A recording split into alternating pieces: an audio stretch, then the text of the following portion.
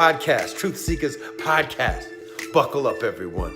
We're going to talk aliens, UFOs, ghosts, spiritual and paranormal from all of the three moons, beyond your wildest dreams. Nice.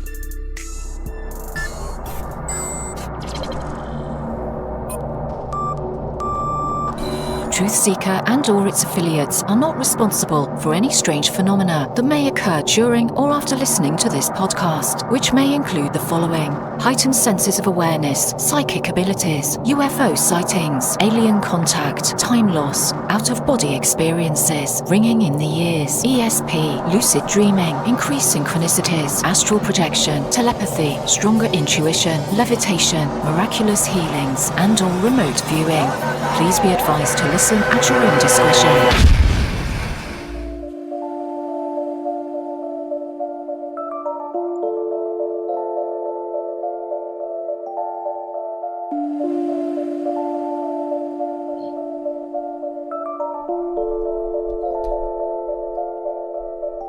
Won't you come and take me away? I just wanna be with you. Won't you come and take me away? To a place to walk on troubled seas, faith to stand when I don't believe. I just wanna be with you. Won't you come and take me away? I just wanna be with you. Won't you come? You are now locked into the TruthSeekah podcast. Gargoyles! Psychics! Everything's ungodly! Dark savage! Streaming live at TruthSeekah.com. She's not a Christian! Give it up, y'all. Your portal to the paranormal, esoteric, and all things spiritual. She's tampering in dark savage stuff! And now, your host, TruthSeekah. What it do, what it is, ladies and gentlemen, what's going on? This is your host, TruthSeekah, and this is the TruthSeekah podcast, man. Excited, delighted to be with you guys again for another show. Feel like it's been a while. I don't know if it has been. I think I was supposed to do a show Tuesday, and something happened with the guest, overslept or something, and then I think either the Tuesday before or the Thursday, I had another no-show. It happens, but we're here, man. So it just feels like it's been a long time. I had a lot going on since then. Launched my program this past Sunday. It's been amazing. We had a really good time for our first session, the 8-week program of the Path of the Healer. So super excited about that. Man, so much going on the back end, creating stuff, and man, excited to release a lot of this new stuff that I've been working on. A bunch of t-shirt designs coming out. I've been working hard on some of that stuff, so you guys will get to see some of that whenever it hits as well. I want to say a huge thank you to everybody who is supporting my work via Patreon. This is a listener-supported, listener-funded show. Doesn't exist without your help, so I want to say a huge thank you for believing in my work and believing in this podcast and this vision of what we're bringing to the table. Shout out to some of the people who joined within the last week. Shout out to Lily, my friend. Shout out to you. Thanks for coming on. Dave Shayan, thank you, Dave. Sick Mike, what up, bro? Thanks for joining. And Donald Guffey, thank you for coming on as well. We did an interview about a month or two ago. It was really, really good episode. It's funny because like I know the people who follow me because of the music, because they like come like off and on Patreon concerning whenever I put out music. If I put out a new song on Patreon, they'll join and get that song and then delete it the next month. And the next time I put out a new song, they'll join and get that song. So they're there for the music, which is interesting because there's a lot of new people who are here because of the teachings and for the podcast and everything. So just in my mind, I like to know, like, you know, how were you introduced to my work, and are the two married, or is it one or the other, or whatever. So that's always cool to see people come in for the music. So I'm still making good music. There is new music on my Patreon. So if you guys have been waiting on music, it's been a while. There are about there's three 4 original songs and then some features and stuff as well. So check it out, patreon.com/TruthSeekah. Listen, if you sign up, you also get access to our Thursday night School of the Mystics. We'll be doing that tonight. Live prayer, meditation, breath work, discussion, dialogue with open-minded people. That's part of our community. You get access to our Discord too. Check it out, patreon.com/TruthSeekah. For those of you who are interested in our co-ed retreat coming up on December the 12th, our next Reset, Refresh, and Renew retreat is a co-ed retreat. So it's men and women alike, and there are 2 female tickets left. So if you want to come, make sure you get those like ASAP, because they're going to sell out. People wait till the last minute, and then there's no more tickets. So if you want to come, make sure you go ahead and check it out. Go to truthseekah.com. It's going to be beautiful. We're going to have an amazing time. Hape ceremony. We're going to be doing breath work, Kundalini yoga, hiking through the forest. We're going to do a cacao ceremony that my wife is going to lead. It's going to be really good. So truthseekah.com, all my stuff. My book is there for free. I mean, there's so much stuff. Guided meditations. Go to my website. If you haven't been there, go there and look around. Click on stuff. So without further ado, we're going to jump into today's episode. Today, my friend joins me. And this is someone who, after I interviewed him the first time, the next week, he's like, we need to do another. Have me back on. Let's do another talk. It was so good. What's up, my friend Davyon? What is going on? What's you doing? I'm happy to be back.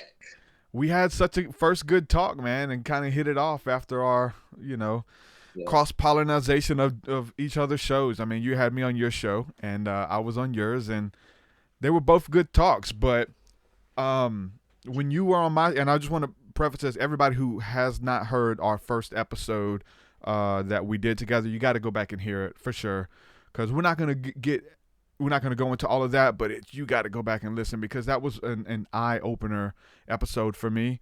It was one of the most, memorable episodes, one of the most controversial episodes. I mean, so much stuff happened on our first talk, and it was a talk that I needed to have. And it was interesting because me and you talked just last week, I believe it was, week before, and you were saying you went back and watched it, and you just seen how like inquisitive that I was in the conversation and just really wanted to know. And those are the best episodes anyway. What do you bring out of that last episode? Because I mean, I do want to recap a little bit about where I am now. We talked about that, but for you, that our first talk, man.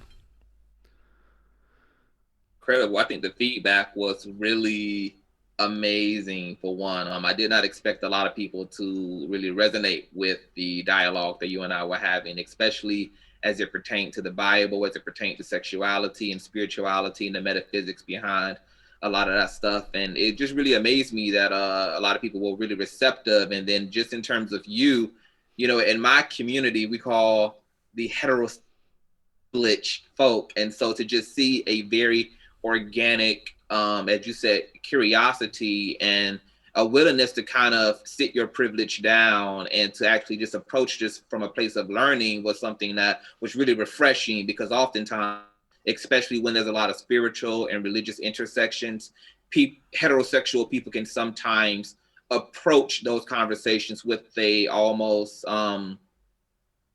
with an arrogance and with a lot of preconceived notions. And so to just sit before somebody who had genuine questions, who really wanted to understand organically, I could feel the energy from that receptivity just through the screen. Yeah. And I think it was just amazing representation, because we could go further by really just seeking understanding instead of our biases and our judgments and etc. So, it was just a really, I got so many DMs on Facebook, on Instagram from your followers who was just like, dude, I don't know what asteroid tail you came down on, but you turned me out with the things you were saying. And it was just very interesting, because we've been in church our whole lives, and it was just interesting how just some very simple things within the text kind of just, have it's missed the bullseye tremendously. And still, that's the whole thing.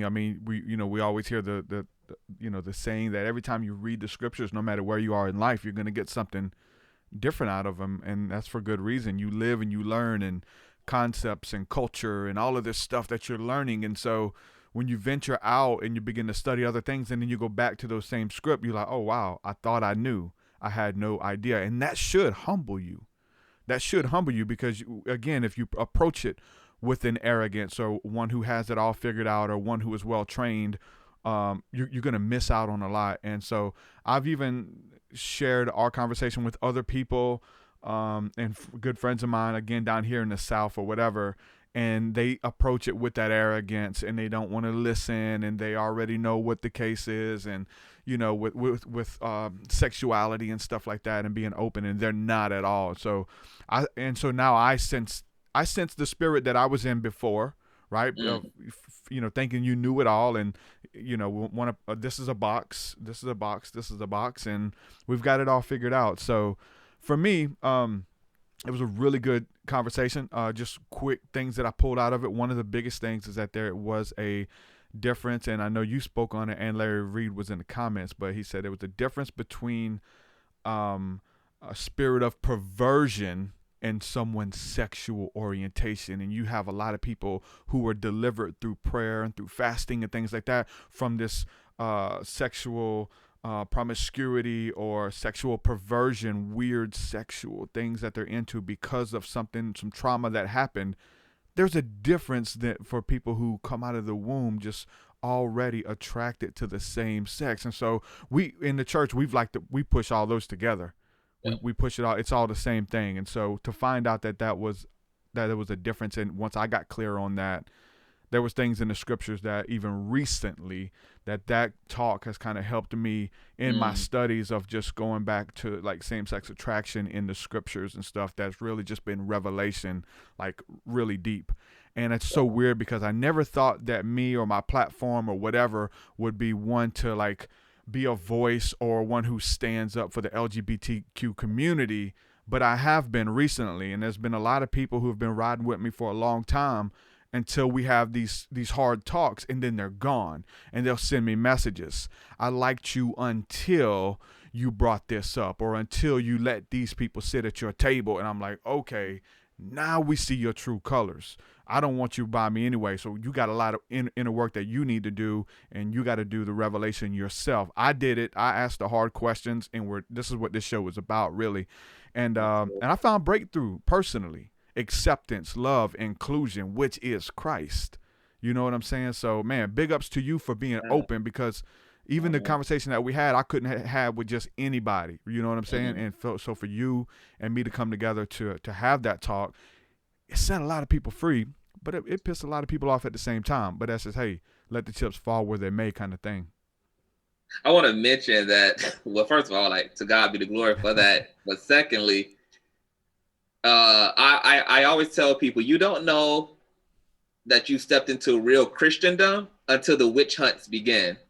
When you finally get the witch hunts, when the people are falling away, when the people are challenging your attitude, they're challenging your worldview, that's when you know that you really have started walking kind of in that martyrdom and that social justice reform that Christ was so consistent in walking in throughout the scriptures, whether ending up for the poor or the leprosy or those who were outcasted, that this advocacy and this inclusion was really something that even 2,000 years ago was upsetting to the powers then, to the status quo then. And so I always tell Christians and believers alike, when you start loving, you're going to come under persecution for sure.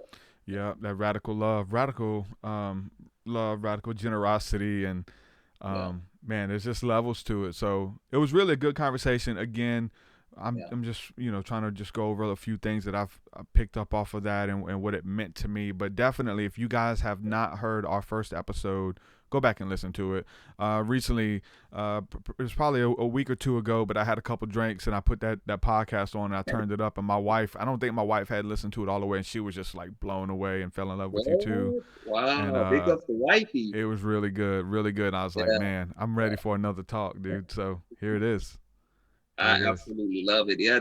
Well, I know, like, we had spoke one time before, and you was telling me about one of your friends who was dealing with some things with, I think, his kid, and you had recommended that conversation to him, like, you should check out. Yep. Wow. Oh, I need somebody. I need to answer my door. I need to answer my door really quick. All right, you're good. You're good. Go ahead. I got this. So, all right. So he's got someone at the door. He's gonna go ahead and answer that, and I'm gonna again send you guys back to that first episode that we did, which was really good.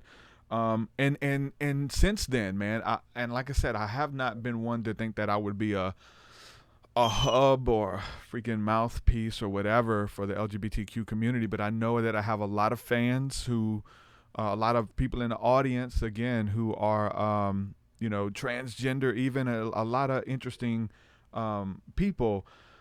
And I want to approach it with delicacy, right? Instead of like thinking that you have it all figured out or whatever. And I've had a lot of guests on recently, and I don't book them and know that or try to look up their sexual preference when they come on the show, but literally, like, I've had a lot of really cool spiritual people who are into the LGBTQ community, who love Jesus with all of their heart and are more passionate about the things of God than people who aren't same-sex attracted. And so that's a revelation. Like, you have to judge the fruit. You know what I'm saying? So it's been something that's been really, really hard, though. Because, again, people send you them nasty messages and stuff and withdraw their Patreon support, or whatever. So. Jesus. Wow. That's nuts. Their $1 Patreon support. Jesus. What's so funny about that is I've even, like, over the course of the past few years in my mysticism, I've really been asking God to help me to deal with my opponents, or to deal with my enemies, or to deal with contrast in a better way. And now my approach to think back to Jesus, and he talks about turn the other cheek and do for those who mistreat you and pray for those who use you spitefully, etc. I understand now that when people hate or when people misaligned from that loving vibration, that it's just them struggling to self-actualize the Christ within themselves. And that when we experience that pushback, to approach that pushback with compassion and love, because we're trying to make an appeal to the Christ consciousness that dwells within all living things, including those who persecute us and hunt us down. Now, obviously, as a man myself with an ego, that is something that I have to manufacture, because it's not natural to take such a egoless approach. You take an L. Right. So it takes a lot of mindfulness and a lot of presence and a lot of repetition and discipline. But my heart really goes out to people who are misaligned from that vibration, because they're missing the entire pot of God. They're missing the entire pot of the vitality and the health and the clarity and the peace that just comes from existing within the totality of that cosmic universal love that's bleeding and protruding through this universe into the lives of every living thing. And just separating yourself from that is just a disservice to yourself. Separating yourself from that wholeness is just,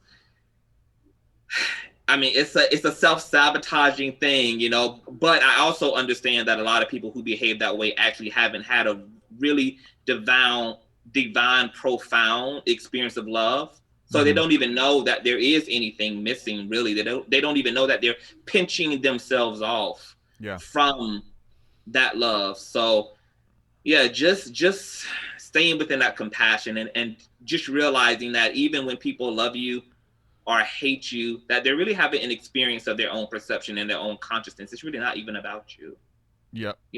When people are putting out opposition, it's not even about you. It's just a projection of either people's wholeness, people either going to see the love they see in them, in you, and praise you and admire you for it, or they're going to experience parts of themselves that's the whole and then punish you for that by unsubscribing, by sending those nasty emails, by calling you out of your name, etc. But just a place of compassion for the haters. Haters, we love y'all too. I don't have any haters.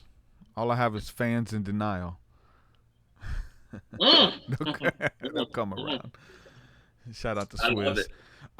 So yeah, man. So what something that's interesting, something about what you do in your community, because you obviously, like, your vibe attracts your tribe, right? Your story is gonna attract people who with similar stories, and maybe as a catalyst, they're not like as comfortable in their story or in their skin yet, and so you have all these people who are coming out. Or for me, it's a lot of Christians coming out of the church, but they what I'm saying, want to maintain their relationship with Christ, but they're into esoteric things or aliens or magic mushrooms or whatever it is that sets them apart from just being a status quo church going Christian that you got to pretend that you're not.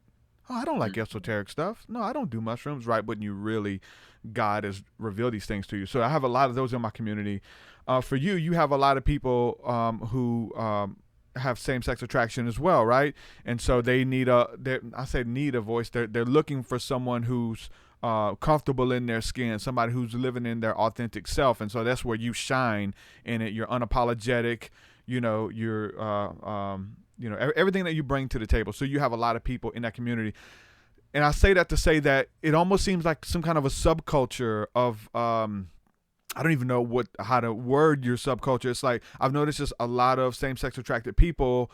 And it seems like a lot of them are even in the church realm. Like, a lot of people are in church culture, and there's just like underground movement. Is the majority of people who deal with your content and Larry Reed and a lot of those kind of people kind of pollinating, are they all Christian or come out of the church kind of thing? Because it seems like this huge underground LGBT church movement that is kind of like comedic at the same time, like, because you're like what I'm saying, easygoing, fun loving, want to laugh a lot. Am I seeing this right? Because I'm not in it, but I'm just looking at it from a distance or whatever. Is there a movement or something there? What is that?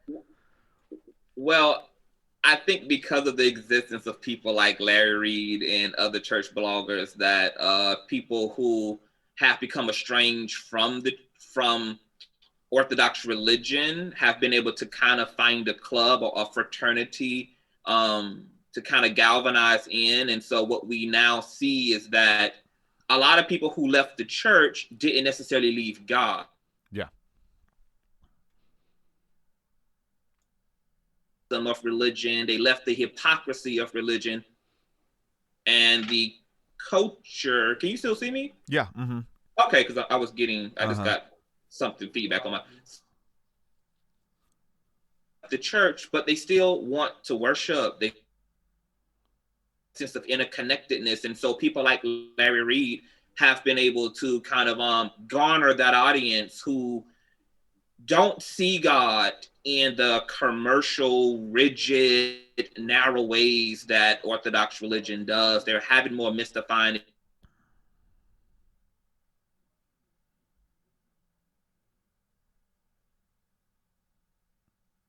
Oh, you're breaking up a little bit.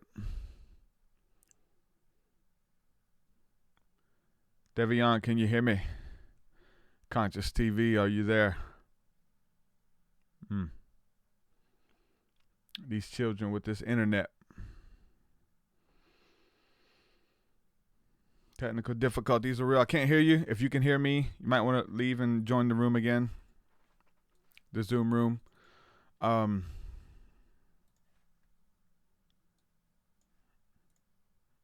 Davyon, if you can hear me, sir. Uh-oh. I'll have to edit this on the podcast episode. All right, so hopefully we'll wait for him to come back on.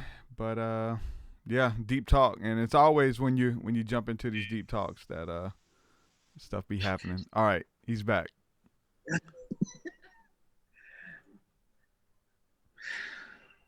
Can you see me? Yeah. Okay.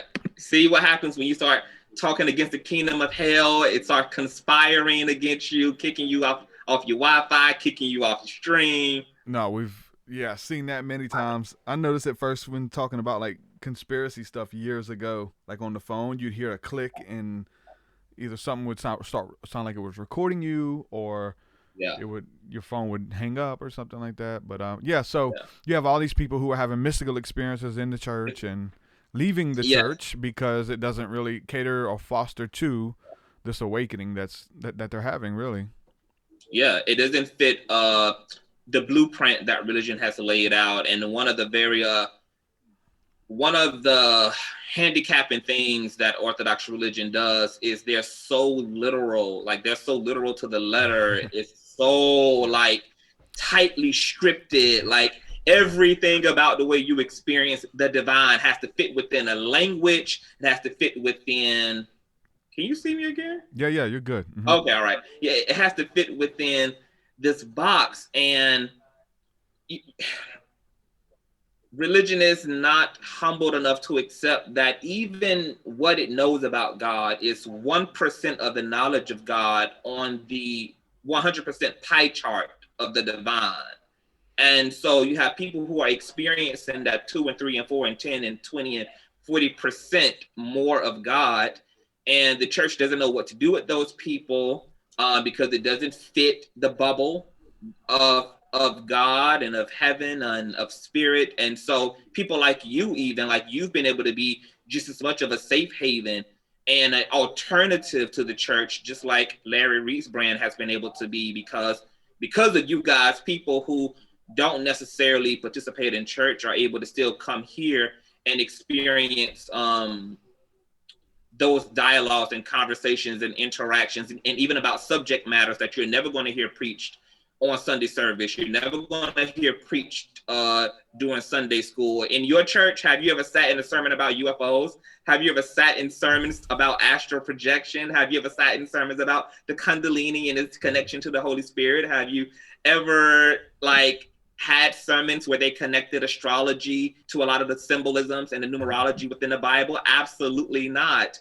But when you go back to Jesus's time, mystery schools were huge in his day and age. I mean, one of the mystical beliefs within the spiritual community about why Jesus was missing for so long out of the scriptures from the time he was a child to the time he became an adult was because we believed he was in those mystery schools, in those undergrad metaphysical universities, gearing up for what he would do over the next 3 years of his life.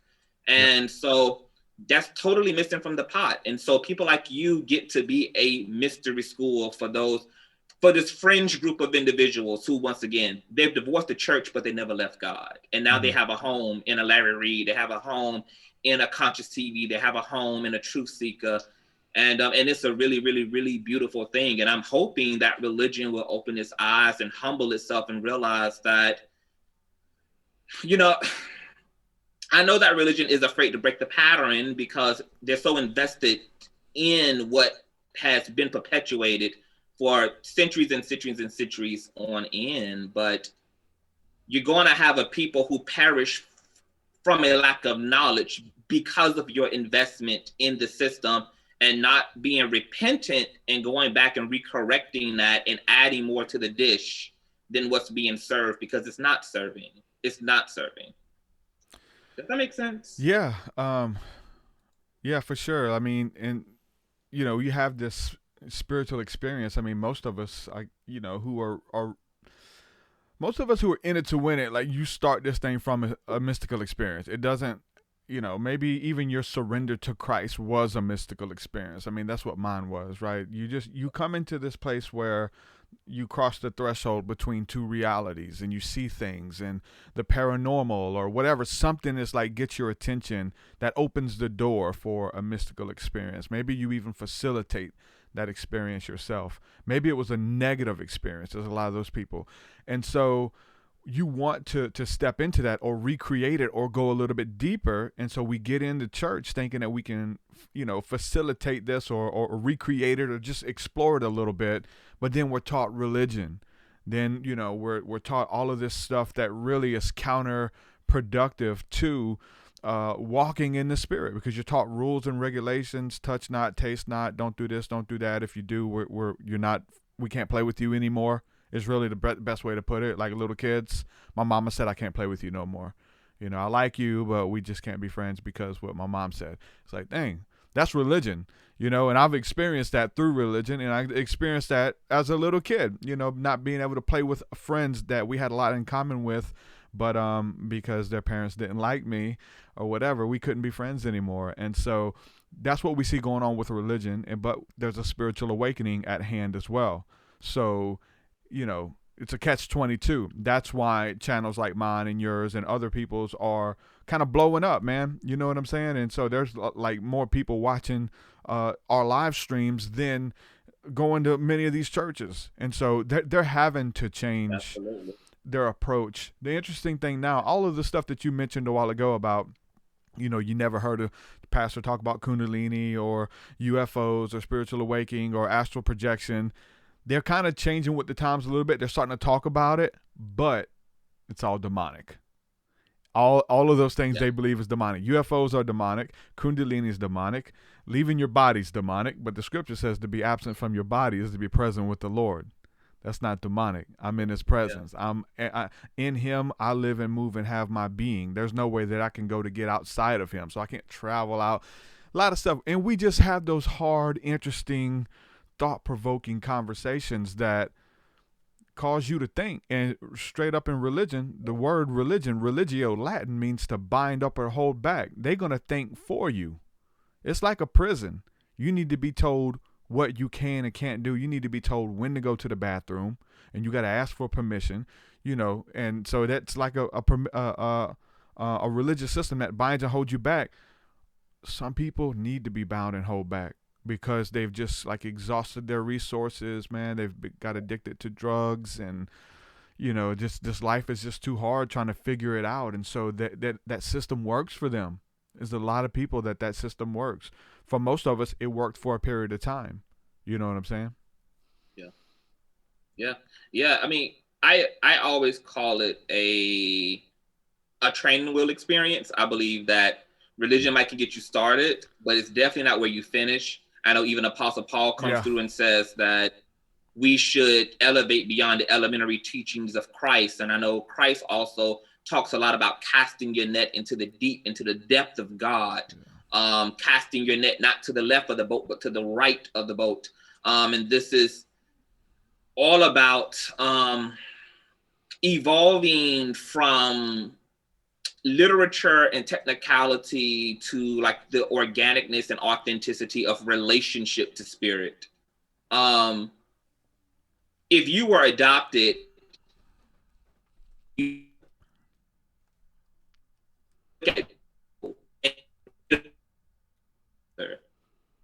wouldn't be the same experience as being raised by a mother. That wouldn't be. Am I frozen? It's chopping up a little bit, but you're good now. Uh-oh. I think. Okay, because you frozen on my end too. I don't know why. I can hear you now. You can hear me now. Okay. Yeah. So, you sure? Mm-hmm. Yeah. Okay, all right. So, if you were like adopted and you were just raised up looking at videos and reading biographies about your parents, that would be very different from actually being raised up by your parents. There's just truths and understandings that you can't get from an external from our social distancing. And I look at religion like a social distancing attempt at knowing God versus spirituality, which really brings you into the heart and directly into the mind and the beingness and that oneness of God, which is a totally separate thing. And I know we kind of touched on this in our last interview, but I was talking about the passage in which Christ was going around the campfire asking the disciples who it is that they all say that he is. And he got to Peter, and Peter said, "You're the Son of God." And Christ proceeded to say that only my Father in heaven could have revealed that to you. And then on this rock I shall build my church and my kingdom. And that's the rock of divine revelation, the rock of relationship. That's what Christ's kingdom was this church that was experiential, that was also technical, and metaphysical in terms of the science of the spirit, but that there's definitely this huge emphasis on relationship to God and removing all of the intermediary barriers between you and God, including the law, which we live by truth and grace, because we know that the letter of the law killeth, as Christ says, removing the Catholic priest. We no longer have to have someone forgive us on behalf of God, that all things have been done up and done up, concluded, and come to conclusion in the life and the death and the resurrection of Christ. And so just having access and being able to go directly to the Father, you no longer have to deal with the familiar unless you want to. You don't have to deal with the spirit God unless you want to. You have to deal with an angel unless you want to, but that all of the walls between you and the Father, or you and the Mother, whichever your pronouns are for the divine, it doesn't really matter, are completely dissolved. That you and God are one and the same. And I believe that Christ was literally walking this earth to get people to remember that you are the divine encapsulated within this flesh puppet. That this is just a flesh puppet.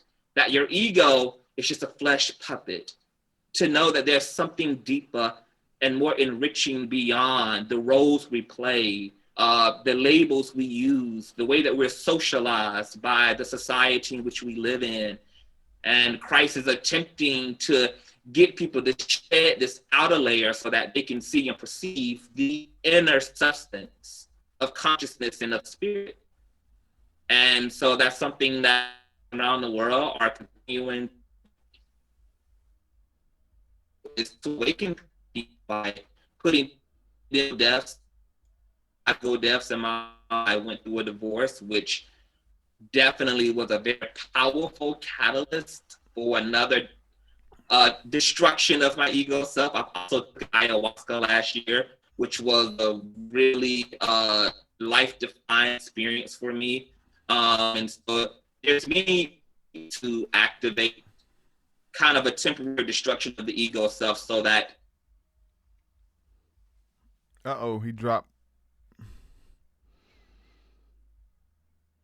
He dropped. Death of the ego is what he was talking about. Having an ego death, and again, a lot of people experience that in different ways. So I am so upset. Like I am like this happened. Whoever's in that other room, they using too much internet. They on Netflix and they browsing Facebook at the same time, and they pulling the internet. I'm telling you that it asks my followers every time I start going in spirit. I could be if I'm talking about mess, we have a clean show. There's no interruptions, no glitches. But every time we start with the metaphysical stuff, it's all this technical crap that happens. It's a hot mess. But even pulling back, because I know that you mentioned like the LGBT experience, etc., and eunuchs have always been a part of, indigenous spiritual systems and religious systems. Oftentimes they played the role of maintaining the harem, being entrusted messengers to the queen or to the king. And I think that Christ gave a beautiful dissertation that really encompasses the entirety of the LGBT spectrum and the spiritual spectrum, because here it is, he talked about people who are simply born that way, people who are made that way, people who choose to be that way. And there's a double dualism to the meaning within all of those things. You get the priests and the nuns who can choose to be eunuchs for the sake of the kingdom, people who just choose to live a life absent and void of sexuality, sexual expression, participating in the heterosexual paradigm, etc. Then you get the people who are born that way, which is very different from the people who are made that way, because the people who are made that way by men can be the Jewish boys and babies who underwent the Jewish castration ritual. Also eunuchs. So you could choose the occupation of eunuch, which typically you had to undergo the surgery of having your testicles removed. Also, your family could sell you into this occupation in exchange for resources, for monetary gain. Like Michael Jackson. Wait, hold on, what? Like Michael Jackson. Have you heard that Michael Jackson was a castrato? That they had his Really? testicles removed so that he would never really hit puberty, and he would be able to sing at that higher octave, and he would never undergo that voice change. They say that they had him undergo that procedure to maintain his voice. He became a castrato. Are you? Yeah. I've never heard of that. Yeah. Are you serious? Mm-hmm. Do you believe that? It's believable. Yeah, I mean, what people would do for money, you know what I'm saying? And we know what kind of guy that their father was, you know. Seems. But what about Catherine? Like, she was just deeply devout Jehovah's Witness. You think she would go for such an extreme thing to her child? I mean, a lot of those guys, you know, looking at somebody on the other in a similar situation, Prince. Like Prince, you know, he was very much against homosexuality and stuff, and a lot of people thought that he was like really open sexually, or maybe even same-sex attractive with his clothes and stuff, but he was very much against that kind of stuff. So I think we have a lot of ideas about these people and who they were, but deep down in their core, they were different, man. So whether, I mean, especially coming from, like, you know, she probably had to listen to Joe, though. You know what I'm saying? Even though she had those deep reserves about herself, she probably has some demons that, you know, that they have, obviously, because that's a messed up family. You know what I'm saying? So, but yeah, it's interesting to say the least, you know? It is. That's very interesting. Castrato. Yeah, castrato. But you know what's interesting, even in mentioning like things about like even the way that black men have been socialized within this country, it's like if a black man is different in this way, and he's not this like King Kong chest beating masculine male, then the automatic assumption is that he must be so often probably bi or gay. But something that's very interesting is that like the European community is not that. I literally just went into a cell phone repair shop, and like this heterosexual white guy like was repairing my phone and was having a conversation, talking to me about his girlfriend and his kids, and he had his fingernails painted black. And I'm just like, it was just so funny that European men get away with being more fluid in terms of their aesthetic, in terms of even their relationship to what they perceive as masculine. And that's not always the same across the board. Like, I look at the European community and see a diverse expression of masculinity, whether that's the punk rock masculinity, whether it's the gothic masculinity, whether it's the conservative masculinity, but that there's this versatility. But within the Black community, we don't have that. There's a lot of toxic masculine standards due to a lot of the emasculation of racism and patriarchy that has happened. And so if, like, for me, I would never be able to get away with this as a straight man. Yeah. People would just know that I'm gay. I mean, it'd just be like, he has to Unless you was in a band.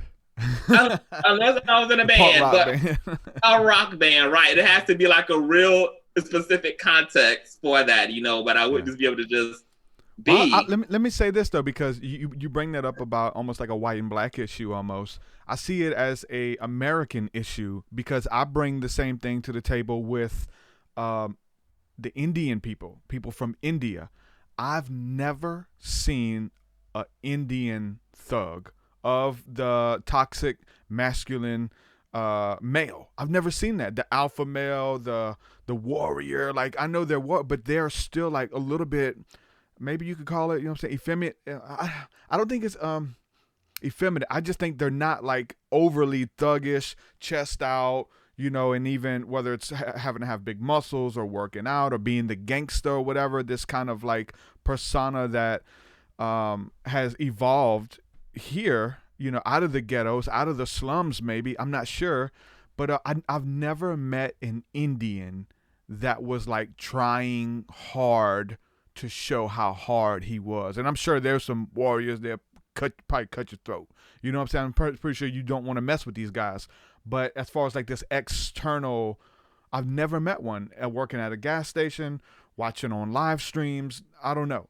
people from India, I've never seen that. And it's not just India, it's other places as well. Even Native American, you had your warrior, your hunters, you know what I'm saying? But in India, maybe it's just they're more of a peaceful people, very religious, very devout, you know, in their conception. I'm not sure. But I've noticed even with the white thing, you have people trying to play this role or whatever, or this persona of what a gangster is, or what a hardcore man is supposed to be. Interesting thing with that, though, if you know this is from Craig G. Lewis, who taught me this, but it's deep. The word thug comes from India, which was the thuggies that hung out outside of temples, and they would rob you. So there are people who would, you know, gangsters and into deep stuff, but as far as like their appearance or trying, you know, hard to overly do it, I'm sure you have them in the culture. Obviously, if the word thuggy and you had thugs in Indian culture, you don't see as many Indian thugs as you see like in America or whatever. Does that make sense? Yeah, it makes sense. And you know, like every culture is going to have like its perception of like the rebels, like the way we perceive our rebels here in American culture. The rebels may show up and express themselves very differently over in India or over in Asia or over in Africa, like. But nonetheless, there's always been like the fringe group of rebels and badasses, and even the warrior classes within indigenous communities, you know, who, you know, took on a rough and tough demeanor because they had to engage in some rough and tough things to protect their families and their communities and their turfs. America, when it comes to America, because of the issue of racism, you just have Black men who feel emasculated within a racist country, so they overcompensate for masculinity, and then you have white men who try to parody that because maybe they were just raised up around Black people, so it's more of a superficial outfit that those white men wear, but Black men really believe in this hyper masculinity because it's the way that they've been socialized by a very broken and divisive social system that they exist within. So it's the interesting dynamic between, you know, with classes almost. Classism, like the classism produces that, you know what I'm saying? The people who have had to struggle, who have had to fight for anything that they have versus something handed to them on a silver spoon or something, right? Yeah. Yeah. Well, you're not gonna have any thugs. Just, you know, those rich kids. We used to call them people out. You know, you had your little rich kid trying to hang with the thugs and hang with the drug dealers and stuff, but you're like, you come from like they want to be cool because they want to be cool and edgy. It's just like, get out of here. Hanging out in the trailer park. Like, what you doing in the trailer park, man? You from the suburbs, man, you know, or the hood. Your Lever the Beaver situation. But I wanted to ask you, though. I think my internet is unstable. You're good again. now. You're good now. You're still here. Okay. It's probably going to happen, though. There's probably going to be some type of a... All right, we're here now, though. Ask me. Okay. What is it? All right. Well, we'll cross that bridge when we get to it. But I wanted to ask you, like, speaking of, like, the poor and mistreatment, how have you perceived what's going on within the country with COVID, the administration? Do you feel like what's going on is a bit of karma for America? Like, how have you perceived the changes that we're going through? Because there's a lot of injustices that are within the soil that hasn't been properly. Oh my God. Corrected. No, yeah, but I think this is by design, though, man. You know, I wish it was. I wish it was karma.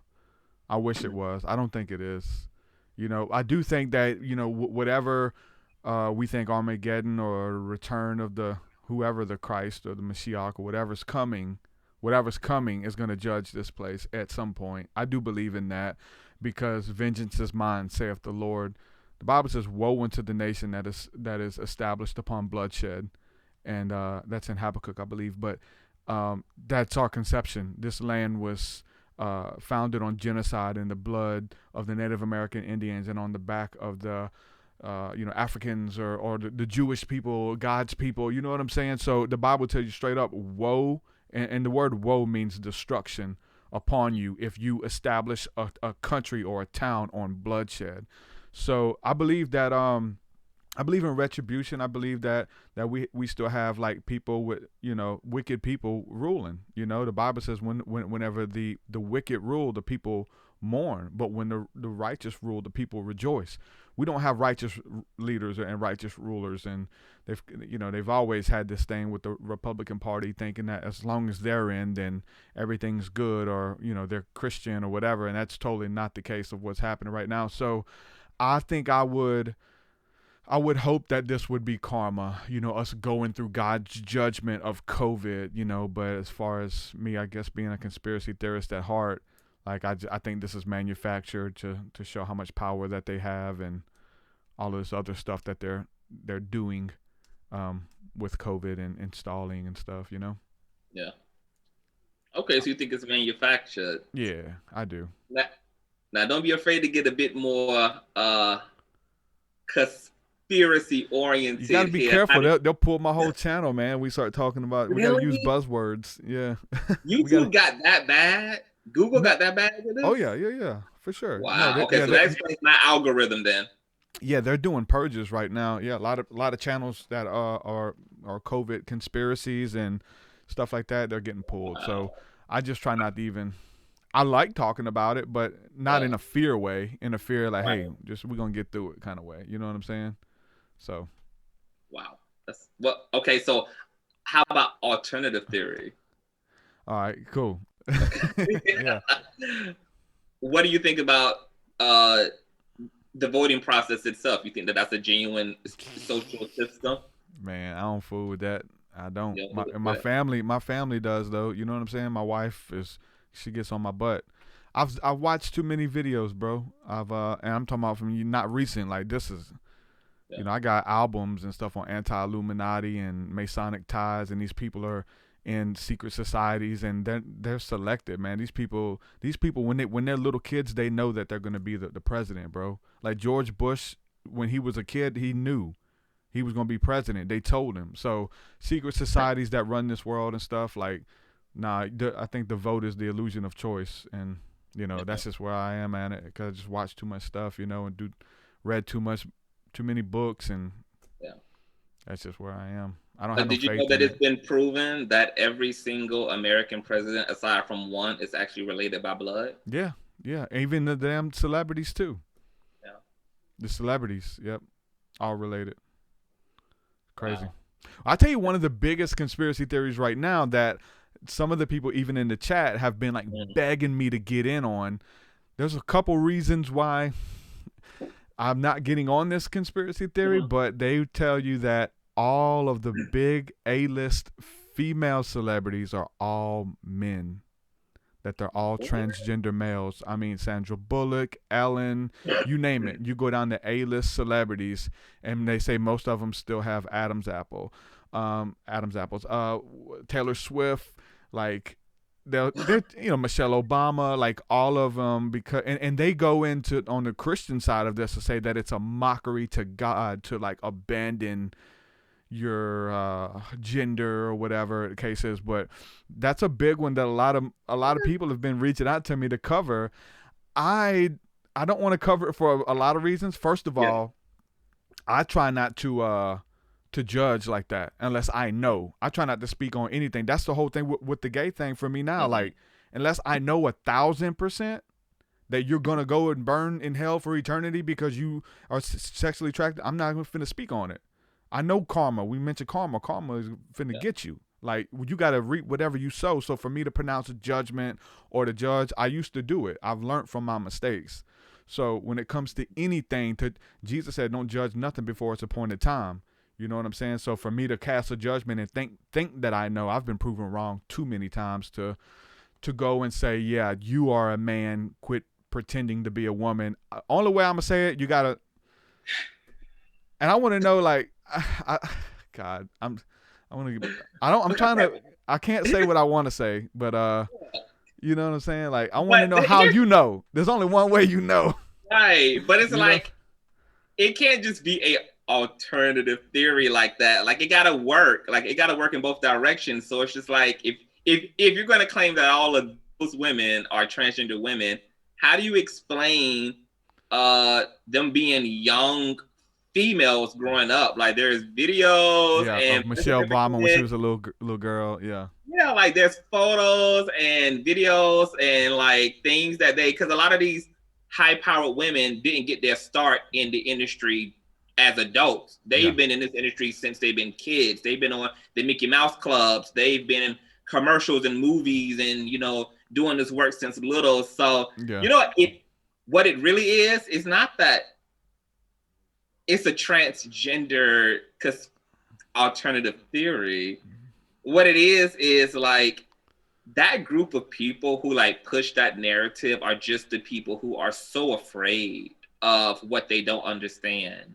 They're living in this time where they're seeing the freaks and the weirdos come out of the crevices of society, and they've never had to deal with and those. Now they see it in everything, and they over exemplify it. Yeah, like they've never had to deal with the issue of gender and sexuality. They've never had to sit with these people, learn with these people, accept these people, cook with these people, and even raise these people.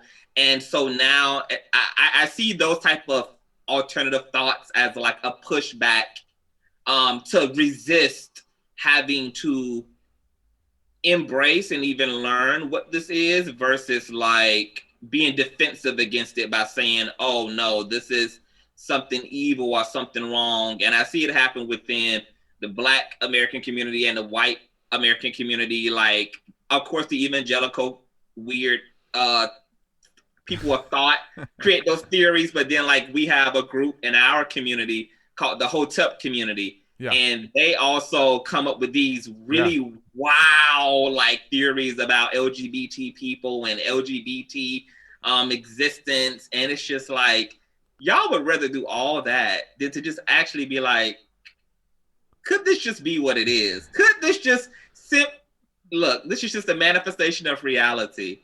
Because here's the thing that people don't understand. God moves in types and shadows, numbers, and symbols. Masculine and feminine principle are metaphysics. These metaphysics create creation. So masculine and feminine, of course, we socialize masculinity and femininity. We assign gender and colors and activities to women and gender and colors and activity to men. But the truth is there's no such thing as masculine and feminine the way that we have socialized those things. And I think maybe the indigenous communities were more closer to a potent understanding of these things because they understood masculine, feminine, not as even having to do with gender or having to do with sexuality, but having to do with a state of consciousness that all things had this duality of masculine, feminine. Mm-hmm. And because man is made in the image of God in creation being able to body both masculinity and femininity is just a part of our natural function. Yeah. They're just people who are born more closer to the spectrum of femininity or masculinity. But because we live in this binary and this resistant binary, you have systems that say, no, if you're born as a boy, you need to be born closer to the masculine binary versus the feminine binary because of the way by religion. So if we would just transcend these like very feeble attempts to box in what is actually spiritual realities and spiritual principle systems manifesting as society, because mankind isn't the only thing that deals with the duality of feminine and masculinity. We see this within the animal kingdom. We have fish within the Pacific Ocean that can actually swap genders. When there's a lack of female fish within the colony, within the school, they can actually transmute themselves into male fish and then breed with the female fish to populate the school. When there's a lack of female fish within the school, female fish can transmute into male fish and populate. Like, these things are not isolated to human. We find the female and male principle and even the transgenderism phenomenon within all of creation as well. This is beyond human beings. This transcends just society and culture. So it's a really interesting thing to me. Yeah, those same people who, you know, find it hard, you find them too, because when it's brought up the you know, the gender of God, or God being a mother, you know, or even yesterday we had just a little quick, you know, sharing articles, little conversation in Discord people were having about, you know, the Bible talks about the Queen of Heaven, but it Yeah. was something that like pagan, or something that was outside of the Hebrew culture. But you cannot have a king without a queen. You cannot have a dad without a mom. So so for us to be, you know, we got to have this conversation. It doesn't exist, you know, to say that. So these people get upset when you say, like, you start talking about the feminine aspects or qualities of God, even if it's like nurtured through the Holy Spirit, right? Being more of a feminine, motherly aspect of God, which is the father or the corrector or whatever, and the mother's the nurturer, right? You find people who get uncomfortable with that conversation too. But I would wonder too if there is such a thing of like a righteous goddess, queen of heaven, like the motherly aspect, because like I don't think that is like demonic or even pagan to think that, because you can't have one without the other, you know? Yeah, you can have. I mean, you can't have one like without the other. I mean, even the reference to Queen of Heaven is a astrological reference to the zodiac of Virgo. And once again, like when you don't extrapolate like these texts properly, and you don't understand their origins, and you don't understand, like, because Christianity is the youngest of all of the religious systems. Paganism is actually the oldest spiritual. Well, it's one of the oldest spiritual traditions, and Christianity is just kind of a diluted, reformed, and refined version of a lot of pagan mythology. Yeah, combination. It definitely is a combination of a bunch for sure. Yeah, I mean, it's literally birthed out of that. Even when we were speaking earlier about And wait, occultism, ain't nothing wrong with that. It's okay, right? it's nothing wrong with that. And even speaking about occultism, like, it's so funny that religion is so hell bent on the occult religion without the foundation of the occult. The scriptures and these religious experiences were all mystical and occultic in nature. And then you got human beings who try to create formulas to recreate those experiences in the lives of other people. They ways of life, ways of living, ways of doing things to hopefully re-stimulate this divinity, and it's just like, I don't understand how it just goes over the head. Like, religion, where do you think you get religion from? It's out of mysticism. Out of occultism. I think that a lot of them, even in like the scriptures, I think a lot of them mean well. Joseph Smith, you know, even if he was telling the truth, like I think a lot of them mean well. The Apostle Paul meant well. Absolutely. Like the disciples, like, because they had this life change. I think we meant well. You know, I think that your pastor meant well when he started, right? But you get into religion. It's just what happens. But I think that they meant well early on to, like, let's do this again. Because that's when I listen, the first time I felt the Holy Spirit and had that Kundalini, that Holy Ghost fire in me, hey, you got to try this, man. Because I was like that with any type of experience, jumping off a bridge, going swimming, like anything fun. Hey, bro, you got to try this. So when you touch the divine, it wouldn't be anything different. That's how we turn into zealots. You got to try this, man. You know, even a vegan, dude, I feel so I feel so much better right now. You got to try this, right? And so I think that they all meant well in their conception of having an angelic encounter, an encounter with their own divinity of going within. No matter which religion and where it comes from, they tried their best to recreate it in other people. And I think it works for a lot of us, you know, but at the same time, eventually those we see what happened to the Pharisees. It's what happens to that's a cycle that any religious person gets into. Once you get stuck and it becomes a ritual that becomes formulaic, but your spirit isn't in it no more. It's just their form of godliness, but denying the power thereof, as the scripture says.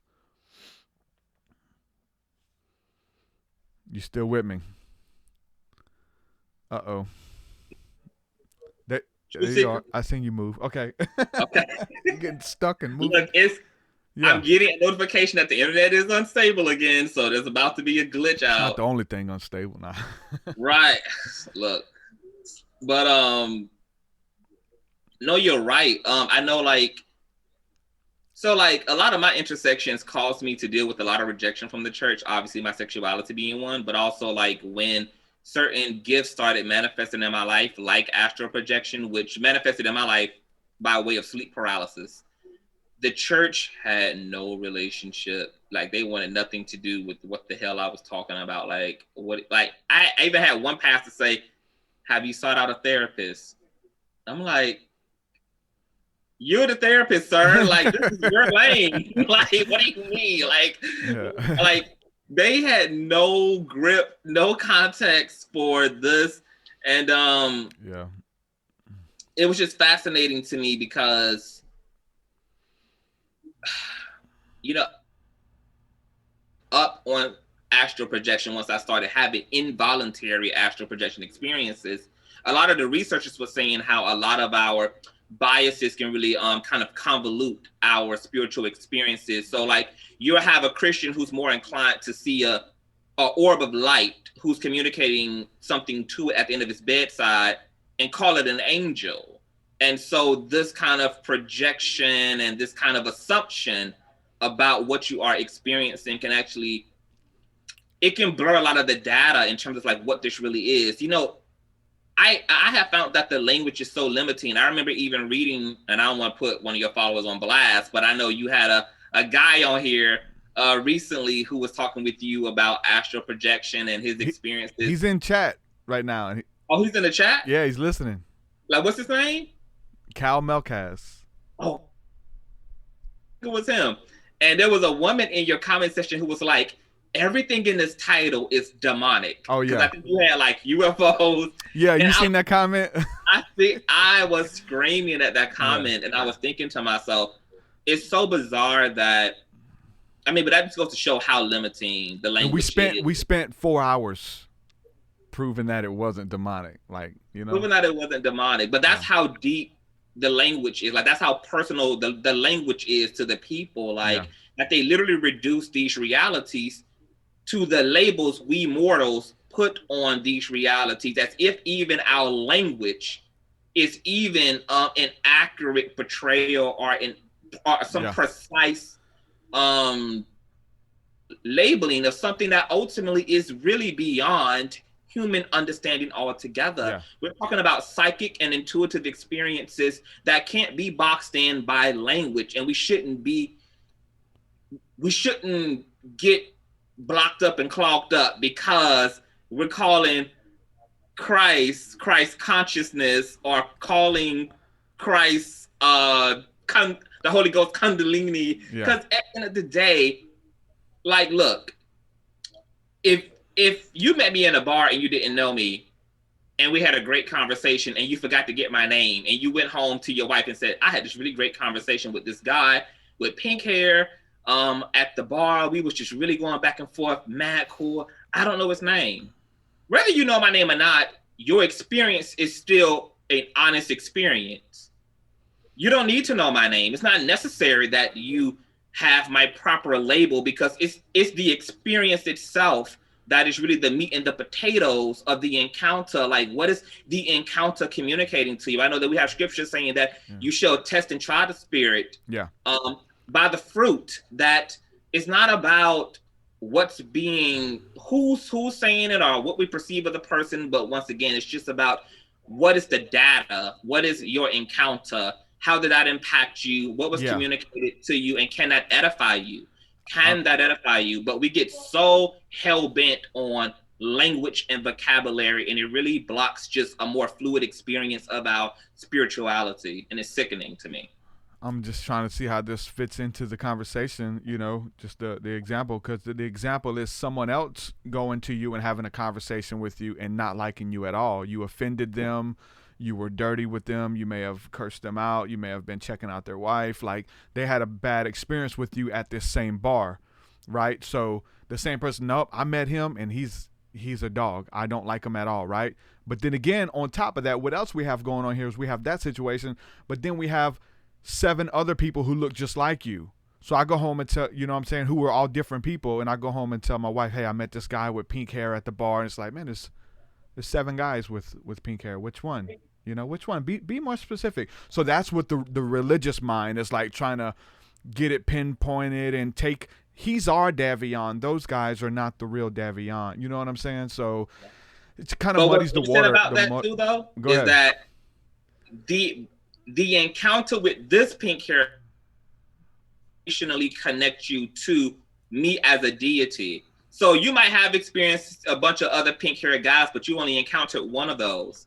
And if you focus in your meditation and your prayer about the way that encounter with that pink haired person made you feel, that is what the law of attraction uses to put you back in proximity to this particular pink haired guy, even if you still don't know his name, because it's more experiential based. It's more experiential based. I mean, we have religions who have killed each other and conquered lands over these literal this same conversation that we're having. Yeah. Right. For the same conversation we're having, people have lost their lives. And they're still doing it. Like, still doing it. Yeah. Socially, even in America, it's more social now. You know, kill you socially, or like, yeah. People want to die or do kill themselves. We get excommunicated from families and all kind of weird stuff. But we got to be able to have this conversation. The language is powerful, though, and there's a reason why I choose to use all of the language. Language is beautiful. It opens up the vocabulary to explore what is possible. So that's why I use all of those things, because at the same time, it's talking about the same thing. You know, using that, I always tell people on a one-on-one level, you have to break it down and use their language, because those people who automatically think UFOs are demons, Kundalini is a demonic serpent spirit, and, you know, astral projection is a demon taking your spirit out your body. Like, if that's what they believe and we're using those terms like I did in the title, it's already going to blow. They're not even going to listen. Yeah. But so I would talk with those people, or be a little bit more mindful and use different words. I could have reworded that and used like the same title and just changed it up for whoever needs to hear it. I could have said what it was about: Christ consciousness, UFOs, and angels, or whatever. I could have said, yeah, we could have made a Christian title that they would have loved, you know, and it would have spoke their language. And we use spirit travel. I mean, I started that whole conversation off with the spirit travel, this astral projection thing. And I still have Christian mystics who are just even close to that idea that astral travel and spirit travel are something different, you know, and they have teachings and doctrines, and they're coming into the occultic and they're taking stuff from the occult and they're making their own, you know, separatism from it, you know, and saying why it's not the same as what Davyon does. We do it a little different, and it's not the same thing. You know, he does it with demons, we do it with Jesus, you know, just like, the hell are you talking about, you know? Like the Pharisees did the same thing to Christ. They called everything he did everything but righteous and miraculous. It was his power had to come from demons. His power has to come from hell. What is he doing? It's like they're the realm of the non-physical is the realm of God. That's the natural habitat of God. It's the non-physical plane. So you're never, I mean, there are even scriptures that even say that if I make my bed in hell, Lord, you even are there, because all hell is like the basement to God's dimension. It's just like, it's all a part of the one kingdom of heaven. And we get into like this being hyper nuanced, and it's just so absurd and ridiculous. Like, even and like what you were saying about language is so true, because I have Christians who, they can't take the term astral projection, but they can take the term translated, or they can take the terms caught up in the spirit, because that's a part of the language they come from. And I'm just still like, it's going to be important for you to transcend language. You know, like, yes, we use it because it's relative. It's relative to the earth plane. It's relative to the way we communicate. It's relative to the culture. Perfectly fine. But do not mistake language for the thing we're talking about. It's only a reference, a very cheap reference as well, because once you experience these things, you're going to know how much of non-language we're talking about is purely experiential. I mean, even when you have a lot of the alien abduction cases, you have a lot of those people encounter those beings through the form of telepathy. When you have people who even astral project or people who have near-death experiences and they go into the light, they talk about this intuitive dialogue with spirit. It's not physical at all. It's just a knowingness and a knowingness and a knowingness and a knowingness. And so we're talking about language and words, which, I mean, language is so fragile that's why like every culture has its own native language. Like it's not a real thing. It's just our way. Like we produce sound and then we give that sound proximity to learn to communicate by way of the way we produce breath and air. And so you have African people producing different sounds than the Asians and the Americans. It's all just sound, and it doesn't even matter. Because even the power of speaking in tongues allows you to translate all human languages, because we're talking about something that's deeply intuitive. Yep. At its heart and its core. Speaking about how, spirit has to experience spirit and it goes beyond words and language. I mean, the Apostle Paul said it best, and I didn't really get what he was talking about until I had a hero dose of psilocybin mushrooms and went to this place. Apostle Paul talks about leaving his body, traveling to the third heaven, and not knowing if he took his body with him. But he says when he came back, that he saw things that he couldn't explain. There was no way on his best day, if he devoted the rest of his life to trying to articulate what he saw, he would have books and he would not be able to articulate it and explain it. And so unless you've been there, it's an experience. You have to have been there. And when we came back from our psilocybin journey, I read that verse and I'm like in tears reading it.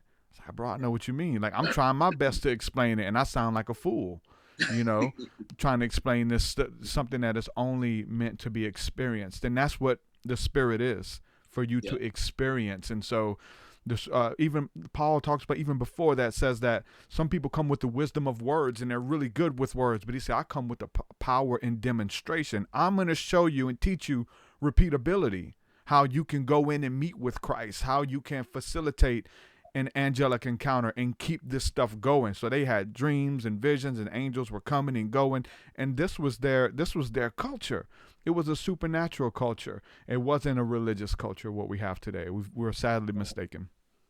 Yeah, no, absolutely. I mean, it was the Apostle Paul himself who coined the term out of body. He said, I knew a man 13, 14 years ago, when in the body or out of the body, I do not know. And then, as you said, he said, I went to the third heavens and I heard and saw things that were unlawful to speak. That, as you said, there was not even a context. I mean, as a avid astral projector myself, I've been projecting since I've been 16 years old. I'll be 35 on the 15th of next month.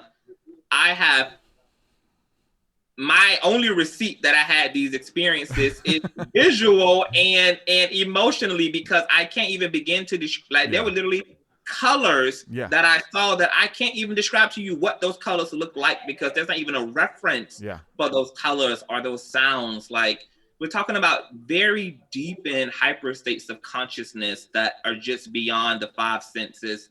And we should humble ourselves as human beings and realize that we are infants when it comes to producing systems that speak organically to these metaphysical systems. And we shouldn't be so arrogant to think that we're any different, because Christ couldn't do it 2,000 years ago. Even he had to use parables. Even he had to use poetry as a way to illustrate. He had to convince the people too. Yeah, like he had to do it. He had to use poetry and symbolism to communicate metaphysical things. He even couldn't do it. I mean, there's an old statement within the not statement, but there's a attitude within the occult circles that a artist is only as useful as his tool, as his pen. And so if human beings, if we're only operating at less than 8% of our brain capacity, or we are not as intelligent, we don't have a vast system of knowledge to work with. Spirit has to work with what it can work with, because the scriptures also say that God gives a measure accordingly. That he gives us a measure according to our capacity. So I'm just not that arrogant as a human being to just, get to idolize language. And as somebody who's been, and I am thankful that I got to be someone who got to experience, because there are so many people who have to have faith in the things that I know as an experiencer. And I'm happy that I was blessed to be in the experience box versus having to have faith in these things, which to me is a totally different reality. But as somebody who has experience, I know that what you're talking about is only what meets the eye. Even your language is not an adequate description of even your own experience, no matter how much we woo the language around and we are creative in our verbiage to describe things. And as beautiful and poetic and enchanting as words can be, they still fall very short of the glory. Yeah. Very, very short of the glory. Yeah. But I mean, that's part of the art. That's part of the articulation and seeing what humans can produce, especially when it comes out of beauty, right? Versus coming out of war. Because I feel like we have both natures inside of us. We can do both. We can do some really amazing stuff. I mean, just look at, which comes from spirituality, which comes from the paranormal and the occult and symbols and signs and sigils and philosophies and things like this that we can, even in our music, it's coming through. And tattoos, we want to make things up, and articulate it in any way that we can, but we have the ability within us to do some really vile things as well. So that's the cool thing, that we get to tap into the creative side of our humanity, which is connected to our divinity at the same time, and find ways to articulate it through a podcast conversation or through a song or through a painting or through whatever it is that you're bringing to the table. And that's the beautiful thing about all of this stuff of going in or leaving your body or doing your ayahuasca and things like that. Just having these life-changing experiences is that you can try to bring. That's what a shaman does. Yeah. You're able to bring something back from that realm and say, "Hey, this is my receipt," like you said. Yeah. It's a song. All I have is a song. You know what I'm saying? All I have is a painting. All I have is a tremendous freedom that I didn't have before.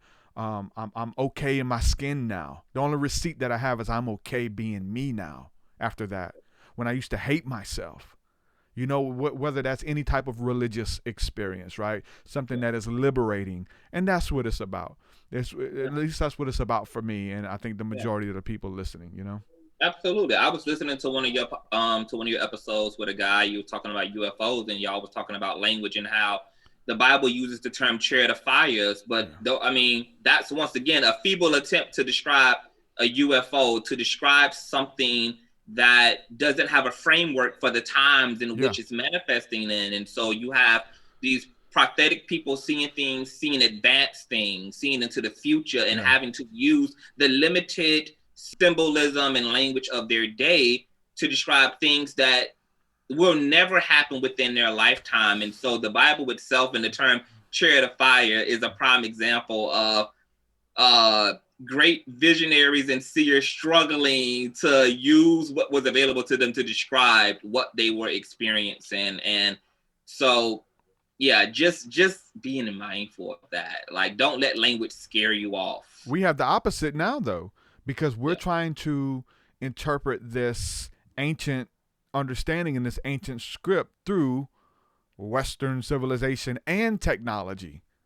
Yeah. You know what I'm saying? It's like, and so even when we read it as something, revelatory, we think it's like technology or something futuristic, when they're explaining something really old that's lost to us. It's lost to us. We don't understand astrology. As far as I'm concerned, like the image that you have behind you looks like the zodiac. It looks like a wheel within a wheel.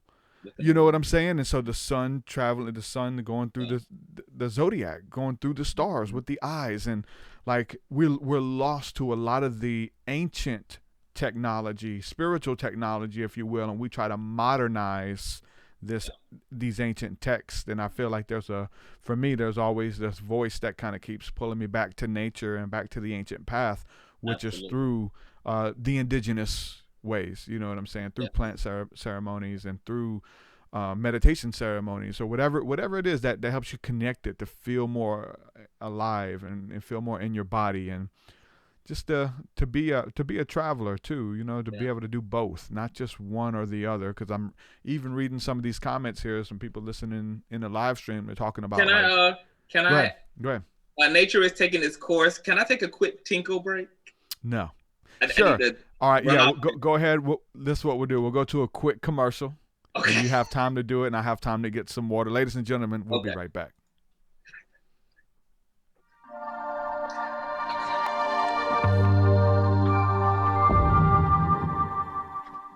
Wow, so the throne room meditation, man, this was just like a new level for me of creating encounter.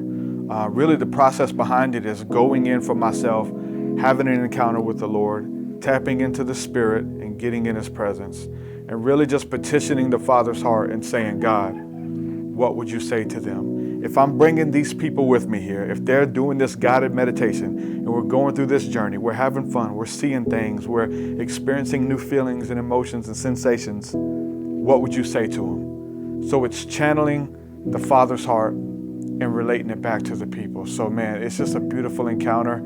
And I remember when I wrote the first one, I was so excited about it, and it was just God speaking to my heart. I was able to channel the Father's heart. And I would read the script to people because I was just so excited while I was working on it. And every time that I would just read the script, the presence of God would just invade me, and I just burst into tears and I couldn't even read it. I'm just like, let me copy and paste it and send it to you. But every time I listen to it, I'm immediately translated back into the throne room of God, and everything's good there. That's the place where everything is okay, where in the scriptures it says that we are to hide under the shadow of the Almighty. This is the throne room of God. This is the place that we can encounter for ourselves, but this is also a place in which we dwell. So a part of us is always there, and we have access to that. Now there's people who have never encountered this before in their life, and it's a totally new experience for them. And almost every time I get a testimony back from someone, they just say how God wrecked their lives, that they didn't know what they were getting into. The next thing they know, they're in the presence of God, wrapped up in His glory. He's communicating His love to them, and it just totally wrecks their lives. So make sure you check out the throne room guided meditation visualization that I brought to the table.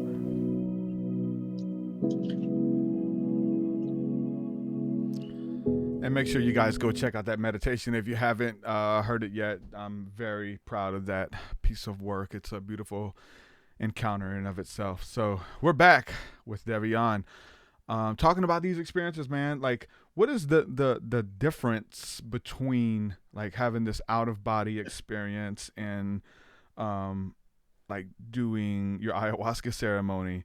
Because, you know, a lot of us would tout like being able to get to such realms because we're good at Kundalini yoga and meditation, so we can enter these higher states of consciousness. And so, you know, we don't need that other stuff because it's even some people say it's a hack, like you're cheating, you know what I'm saying, to get in. I feel like it's different realms. What would you say of the difference between being able to facilitate or being pulled, quite literally, because you've had both, how that lines up with plant medicine journeys? What's the similarities and what's the differences? Oh man, well, night and day. I mean, you know, that's a difficult question for me to answer because both ways of experiencing your consciousness can have major similarities. A astral projection is as life-changing and lead to such deep introspection and revelation about the nature of reality and your soul, etc., the same way that an ayahuasca journey can. So I think the differences just come down to the approach. I know that there are scriptures that say, knock on the door and it shall be open. But I think also what's missing is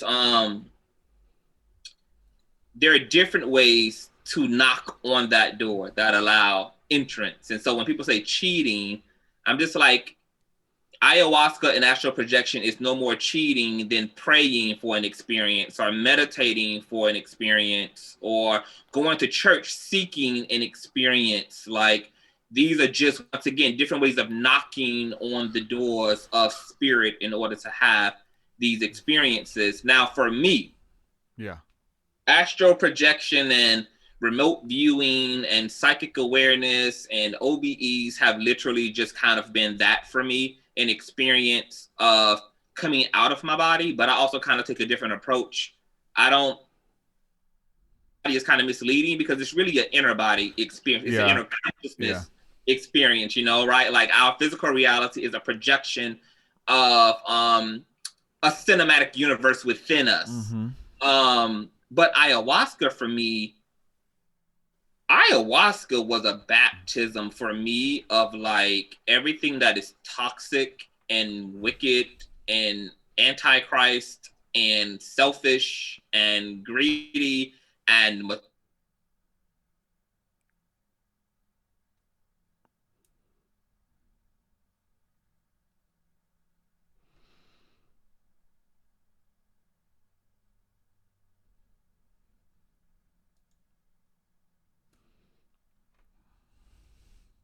You there? Stick with us, guys. He's going deep. He'll be back. He'll be back. They're watching Netflix in the other room at his house.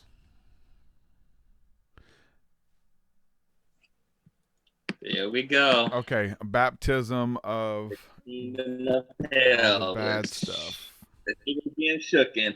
Yes, it was like it was a baptism of my false self, and that's something that I've never experienced in an astral projection experience. And I've had some really incredible experiences. I've met my grandmother on the other side through a astral projection experience. I've encountered a whole colony of angels on the other side when it comes to utilizing astral projection and remote viewing. But ayahuasca was just a complete temporary destruction of the false self. And the bleed out and the fallout from that experience made me deeply loving and deep, like it kind of radicalized certain parts of myself, like my compassion, like my love. And that's something for me that an astral projection experience has never done. What astral projection and out-of-body experiences did do for me is just destroy my material worldview. Like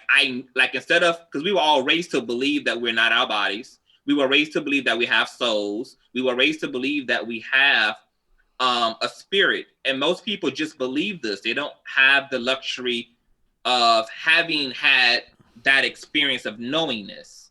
So when I had my first few out-of-body experience, it was a matter of, oh my God, I am literally something other than human. I'm also being too. I'm a being. I'm being human. I'm a being that's being human. Mm-hmm. Like that was a totally shock of my worldview and just a culture shock. But my ayahuasca, it changed my life because it just exposed me to the raw, organic love of God. And being able to experience love without an ego is just something of another. It's just beyond anything that I could ever imagine. And it changed the way that I even came back and experienced my romantic relationships, my friendships, because I hungered and thirsted off of being able to exist within every relationship in my life in such a vulnerable way. Like it's so orgasmic to be vulnerable, to be able to be present and show up fully without fear, because love creates perfect trust. And we can't get that when there's fear abound and there's egotism abound. And so it just created a hunger for a enriching, deepening experience with other human beings, a deeper fellowship with Mother Earth, with the divine feminine. I was more comfortable as a man with my divine feminine after my ayahuasca experience.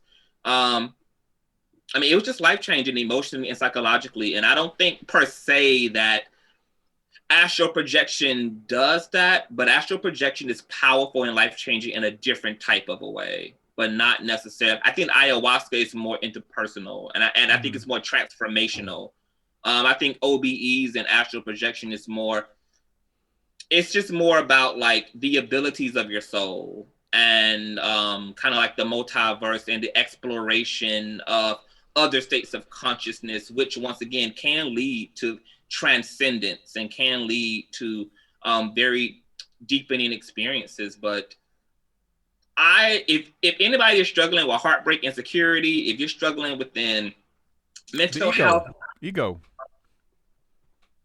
huh? The ego, right? Yeah, you have to, like, it's literally, you're not sick, you're not cursed, you're just deeply egotistical, and you just need this experience of yourself without the ego present, and you will work the rest of your life not allowing that ego to regenerate itself after you've experienced the divine self. And yeah, I mean, it's just life changing. Yeah, I think I'm just kind of getting a revelation just because we talked about it. I mentioned it. To be absent from the body is to be present with the Lord. I think to be outside of that ego, and so there's these different things that allow you to almost disembody yourself from the ego. The ego exists for a reason. Like, it's part of the human experience. It's trying to save you. Hey, don't do that. Last time you did that, you got in trouble. No, I really want to tell people how I feel. Remember, they made fun of you last time. Don't do it. Okay, I'm not going to do it. No, shut up. Like, the ego's here, like, as a guardian angel almost, right? Yeah. In this fleshly experience, because I don't think it exists, outside of it. To be absent from the body, absent from the ego, is to be present with God, to be able to be in this oneness of awe and bliss, and I am loved without measure, and these different things that you get into through plant medicines, right, that help you facilitate that experience, or deep breath work, or deep levels of prayer and meditation and chanting, and all of these things that we're able to experience through the spiritual practice. And we need to be reminded of that, because we get so engulfed in what we're doing and what we have going on in our businesses and our friends and our haters and all that. We get stuck in the ego here. We have to remember that we're spirit. Even though we teach on this stuff, like, we got to be reminded, you know what I'm saying? Because you find yourself teaching on it and not really doing it, and you'll get burnt out or whatever. So experiencing that away from the ego, and being able to identify the voice of the accuser, the Satan, if you will, is kind of what the ego is in the scriptures. And get behind me, Satan, get behind me, ego, because you have in mind not the things of God, but the things of man. Because I know, for me to step out into my destiny, to do the things that God has put within me, it's going to take me stepping out in faith. And the ego is Peter pulling Jesus. You don't have to do it. Don't do it. Don't do it. And he don't rebuke Peter. He rebukes the ego, the adversary. Listen, this is what we have to do to fulfill all righteousness. No, don't do it. And it's the same thing you deal with when you're stepping out in a creative endeavor, in a life choice, a life decision to be authentic. You're going to have to deal with the ego that tells you, hey, shut up. Listen, your family's going to make fun of you. I'm training healers right now. This is the course that I've launched, and we're dealing with that. Hey, man, people are going to make fun of you. You're going to go live on Facebook and heal people and do tarot readings.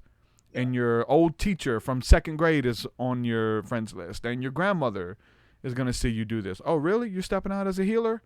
So we got to deal with that straight up. Yeah. Anytime you start a new endeavor to be your authentic self, you have that adversary that steps up, which is the ego.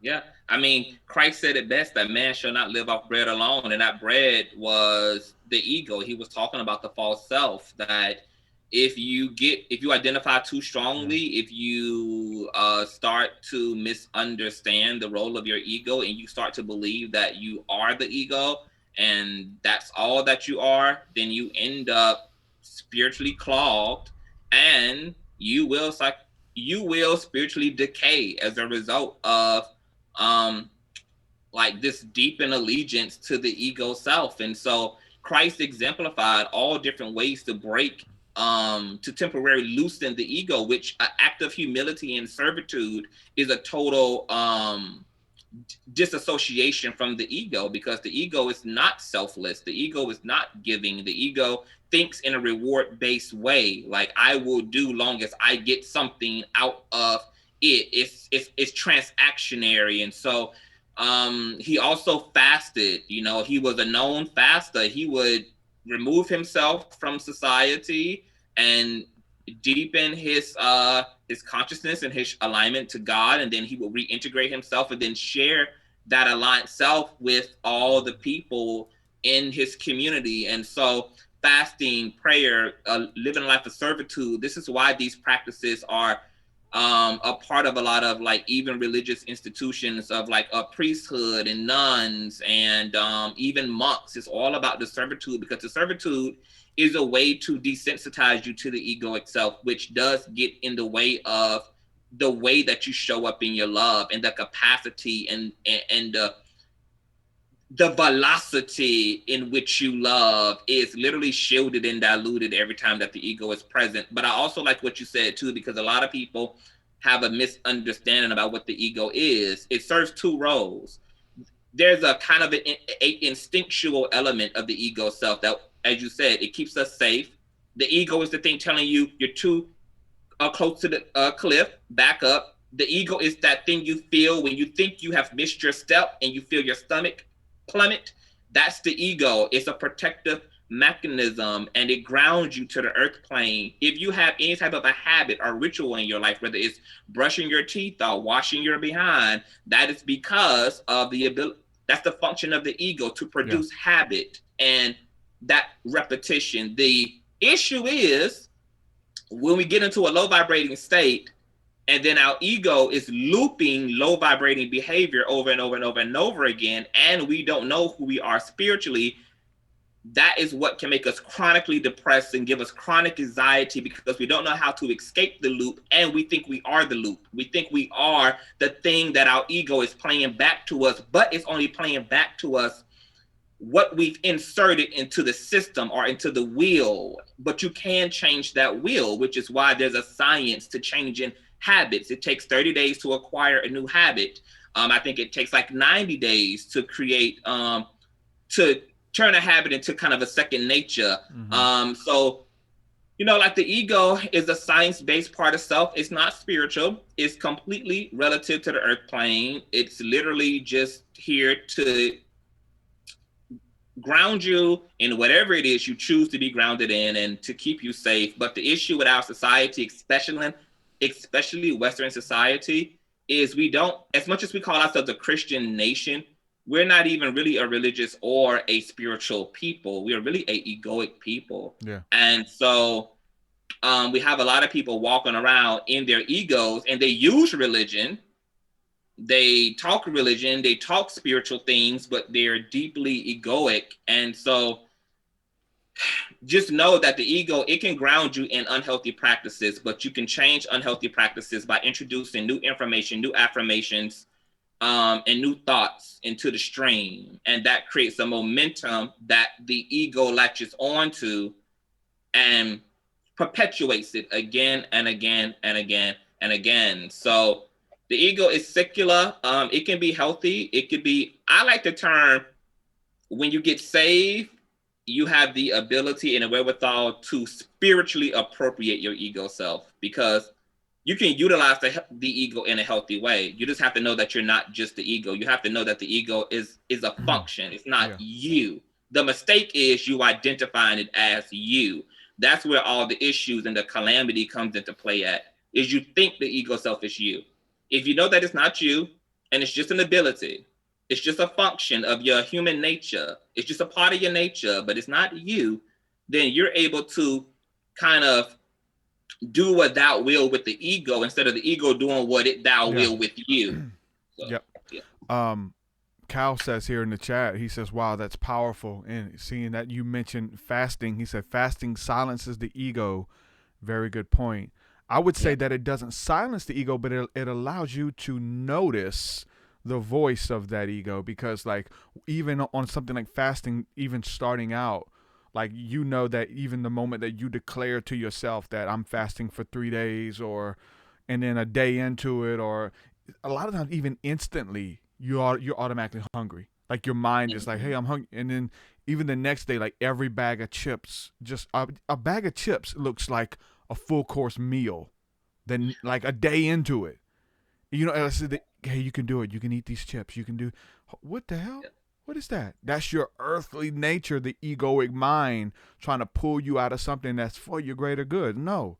So you can notice that there is this adversary trying to work against the will of what you've put your mind to do. And so it's definitely dense, keeps you tethered, but it's good. It serves its purpose. I mean, we are fully human and fully divine at the same time. So to think that like anything sensual or anything, a bag of chips is demonic or something, right?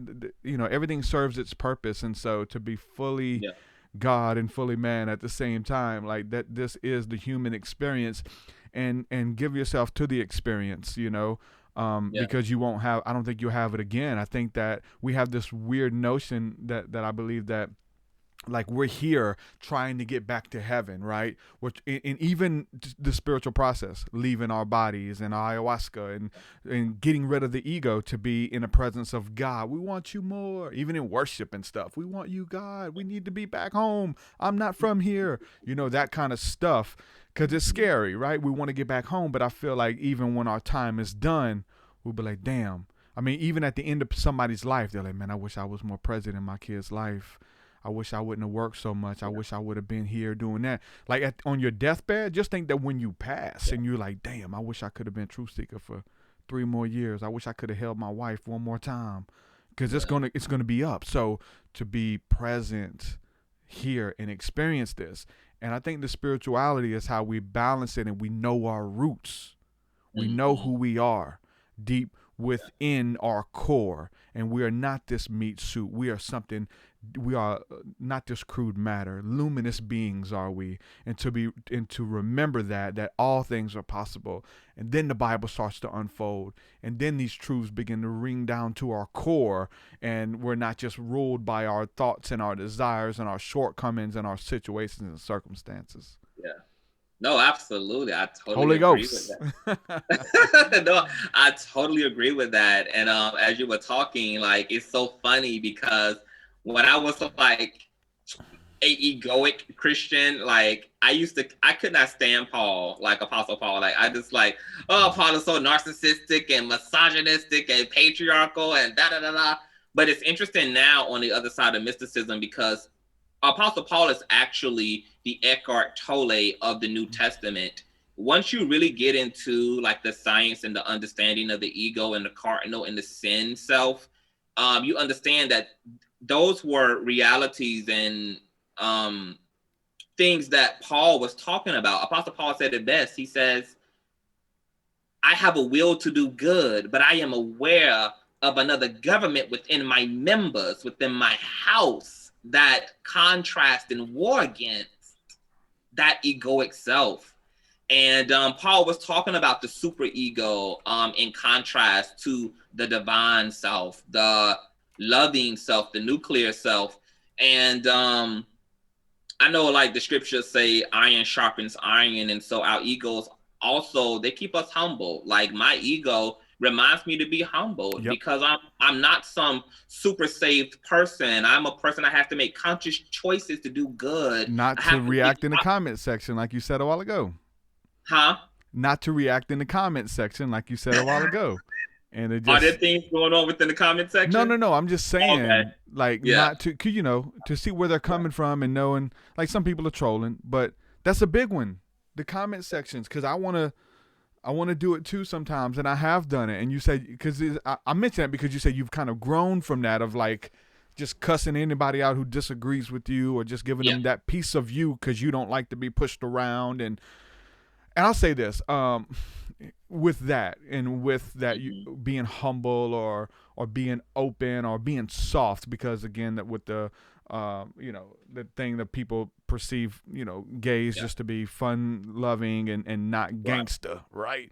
When a lot of people thought that I was in high school that I was gay. I was really big into Marilyn Manson and you know, shaved my eyebrows, painted my fingernails, wore rainbow colors, wore lipstick, makeup, all that stuff. And people would they try to bully me, like a lot of jocks and stuff. And it was just something I was just really big into, that culture, diehard freak Marilyn Manson stuff. And they would come and try to push me and thinking I was gay or I was passive. But I was like, I straight, like, they didn't know I listened to Master P too. And we like, I only dress like that at school, right? At home, I'm with the fellas, like we gangster, like, but at school, I like to dress up. I like to play dress up. You know what I'm saying? That's just who I was in high school. And so somebody tried to push me and think that they was like, watch out, faggot or something, and push me. And I took my book bag and hit him in the face with it and ran up on her, and it was like finna go down. You know what I'm saying? So people think that you're passive because you're spiritual, or and we have to keep that at bay. I have to keep that Derek, you know what I'm saying? That masterpiece out of me is there. Like, I got to keep it at bay because it is part of the egoic nature. You know what I'm saying? The humble, more even passive. There's a time to speak up. There's a time to stand up for yourself and to stand up for others. But I would say for the most part, it's not in the comment section and fighting trolls and cussing people out and letting them pull you outside of your character or whatever. Yeah.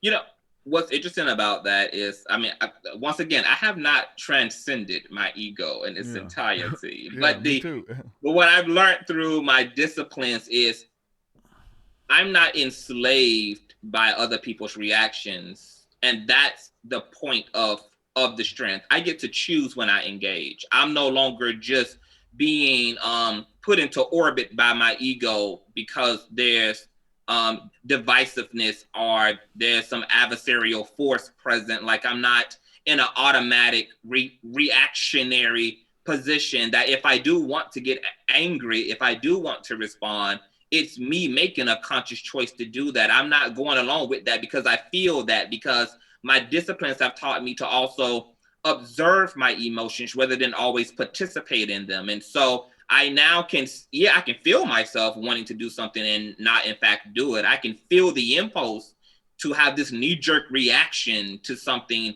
and still withhold myself, because once again, once you've been through those ego deaths, you understand that I'm not even what I feel. I'm not the anger that I feel. I'm not these chemicals that are bouncing around and exploding all within my brain, that I'm not that, but I'm experiencing that. And so we have to get clear that we can feel and experience things without identifying with them. I can feel angry and not express it. I can feel, I can feel all those things and not show up at it. You know, the word says that to sin is the act of anger, not the experience of anger.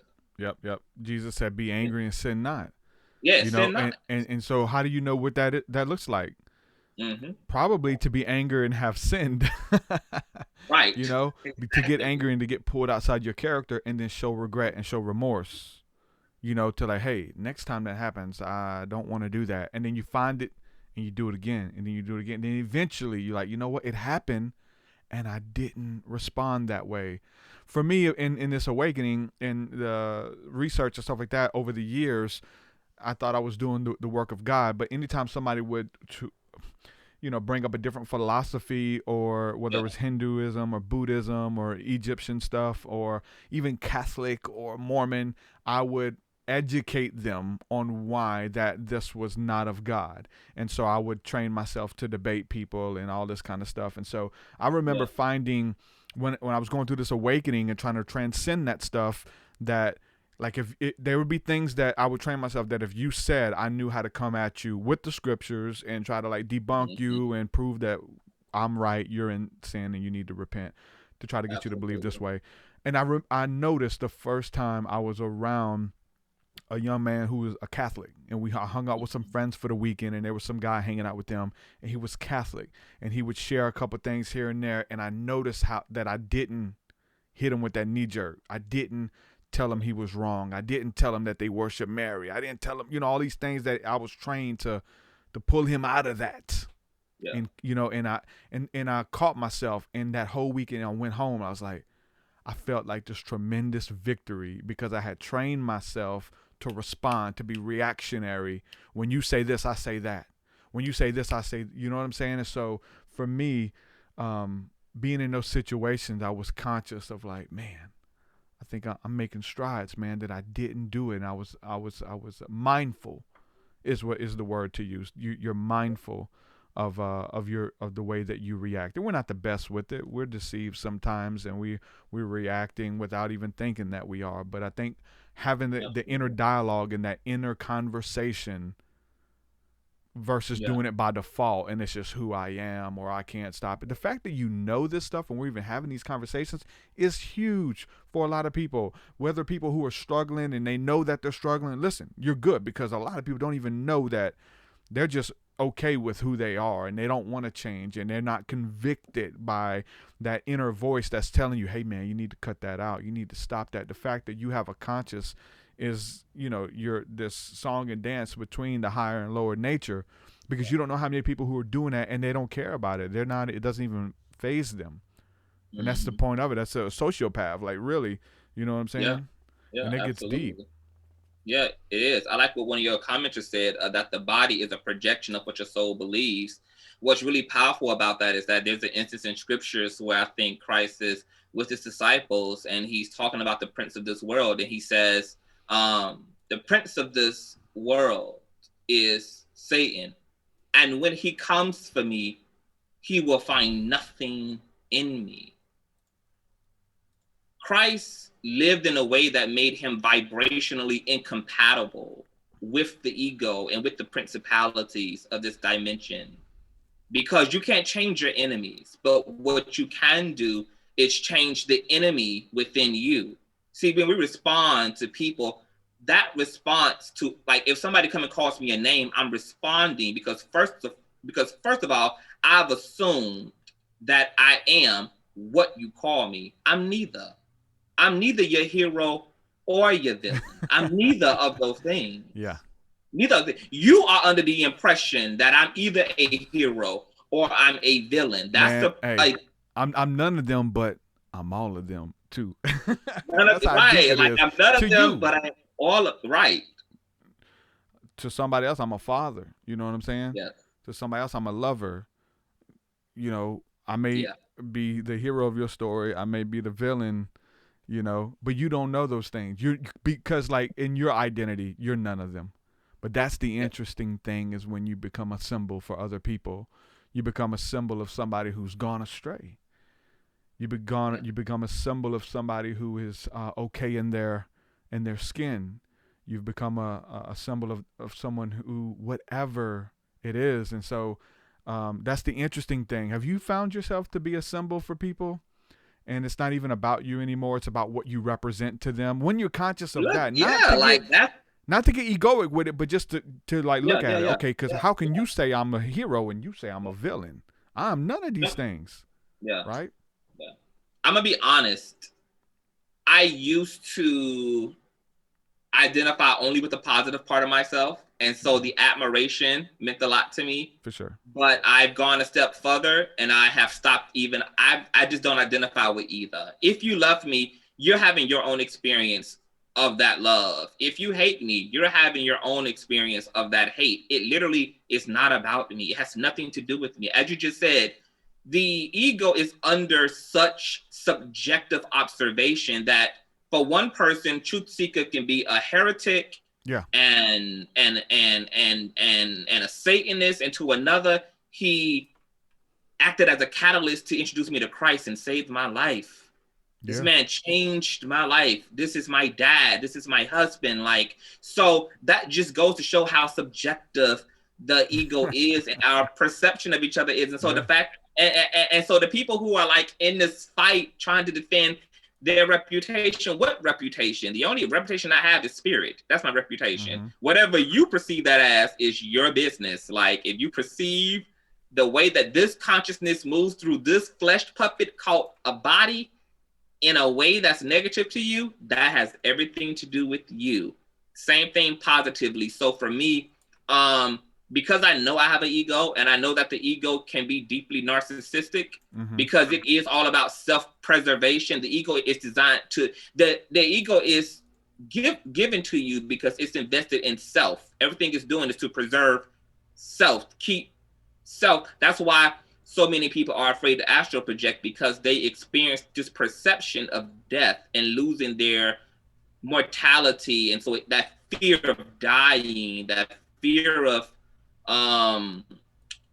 self-destruction, they are intimidated by that, so they don't allow themselves to come out of their body. But that's a function of the ego, to keep you grounded. It doesn't want you attempting higher states of consciousness or knowing that you are not a soul. Its job is to remind you that you have a body too, like you have a vehicle.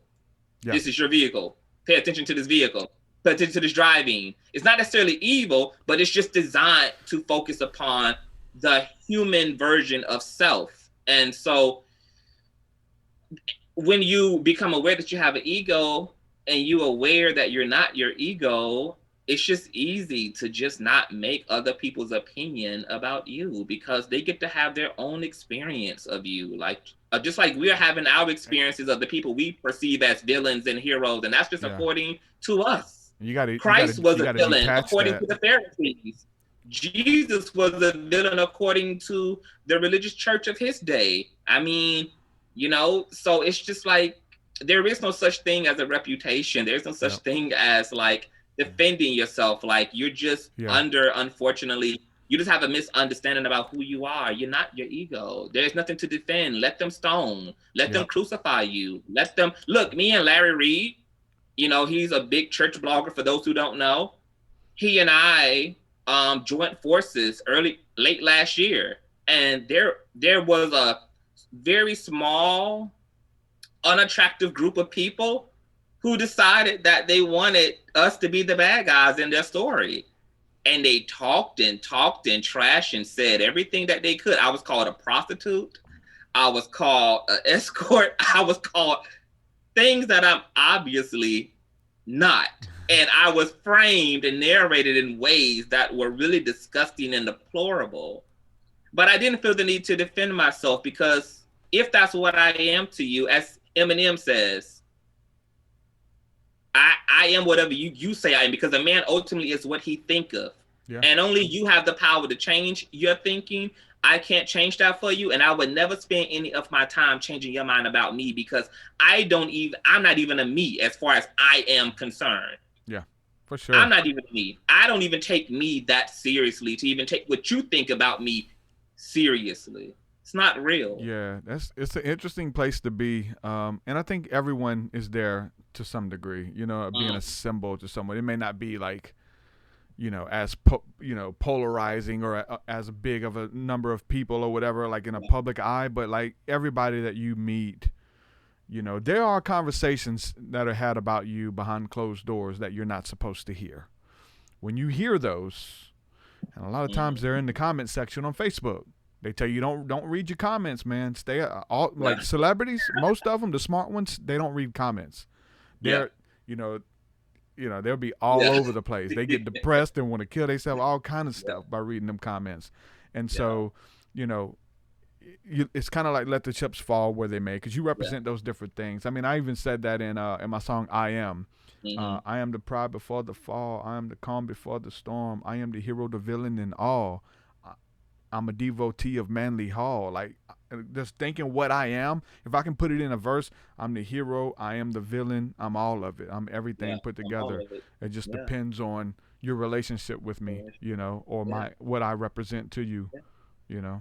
And I actually think that what we're talking about is exactly the context in which God meant, I do both good and evil. I do both of those things. Depends on who you ask. What did Jesus say? Yeah. Peter, who do you say I am? And he's like, who do the people say? He probably shouldn't ask that though. Hey man, what do everybody say about me? Man, these folks want to kill you, Jesus, because you like, damn, you know, like he probably shouldn't have said. He said, hey, who do these people say I am? Well, James thinks that you're a fraud, man. You know, and so thinks you're this. I think that you're the most beautiful thing that ever happened to me. You know what I'm saying? He said, "That's it right there. That's what I really am." And you're able to see that. It's only God that you are able to see that. So, very interesting that even Jesus wanted to know the opinion and what the people were saying. But he wanted to know superficially. It was really a way for them to measure themselves. Like, look at your source in terms of your perception of me. Your source has been the rumor mill. Yeah. Your source of your perception has been the tabloids. It's been the gossipers. But for Peter was able to see Christ through that. As the image of God, the true divine self. And we all have the ability to do that. You know, Hitler, as cruel as he was to so many people, had people who loved him. He had a dog that licked his face and jumped up and wagged his tail every time he came through the bunker. That's the key, though. That's the key. Because there's a lot of people, even right now, they can't see you. They see your hair. Mm-hmm. They see your sexuality. They don't see you. And that's the thing we're talking about. Jesus taught us to do this, to see through the persona, my sin. You know, the woman with the issue of blood, the prostitute. They seen the prostitute. Jesus seen the woman, a woman who was hurting, who needed a friend. He's seen through that. So Jesus, the Bible is teaching us to look through this stuff, to be able to look through it. And I'm big on this. The Bible says that man judges by the outer appearance, but God judges the heart. And through Christ, we're supposed to be able to see with his eyes, with his understanding. Don't look at them, oh, they're lepers. You're hanging out with the lepers again? You're going to get leprosy. Mm-hmm. You're going to get leprosy. Yeah. You're going to spread it to others. Don't hang with them. Jesus said, no, this are people who, man, they got stories, man. These people have seen some things, man. These people are beautiful. You would never know that because you can only see their leprosy. Yeah. Come on, man. Yeah. This is, I'm telling you, talking about the heart of God. You better dive in head first. You want to see levels and glory of heaven. You want to go talk to angels. You got it. You got to deal with this. You got to deal with it. And as you do it, it unlocks levels in the heavens. And you ain't got to make nothing up. You ain't got to make nothing up. Talking about you engaging with angels and aliens, you making that shit up in your head. So I'm talking about the real deal. What gets you a pass in the spirit is your integrity and your ability to love. That's the only thing. I'm telling you, man, it's deep. Yeah. It's deep. Love is the highest vibratory state that you can walk in and exist in and be in and express in and live in and dwell in and walk in. And I mean, it's just, I mean, and literally it's universal to all religious systems. They may all make different, man. They all agree on that one fundamental principle, that the nature of whatever we're calling God, whatever we're calling the universe, is love. Love is the highest grade of living. It's the highest grade of functionality. There are literally, love is such a nuclear psionic force that there are mystics who have brought people back to life just by showering them in unconditional love and realign the soul and the body. That's how I was brought back to life, man. Yeah. You know? Yeah. That's how I was a leper who was cleansed from my leprosy. I was the prostitute. Yeah. You know what I'm saying? And for you to think that you're outside of that, you're deceiving yourself, man. Come down off of your horse, Paul. If you don't, I'm going to knock your ass off of it. And Jesus knocked him off of his horse so he was able to see the light. It took him to be blind in order to see the light. Absolutely. I'm telling you, man, it's a marvelous thing to see that light, Caroline. Come on into the light, Caroline. And that's all the haters are. The haters are just Caroline. Come on into the light. That's all it is. She got stuck in the light. They got stuck somewhere, you know. They just need our coaching. They need us to stay in place, man. On my platform, my mods are much more intolerant than I am, because when the haters come through, I be like, don't block them. Let them. I want them to see if they can, because I'm not gonna break. I let them stand here. Let them express it. Let them get it out and exhaust it, because they're gonna bend, because I'm an immovable object. When I'm on my God stuff. What about your guests though?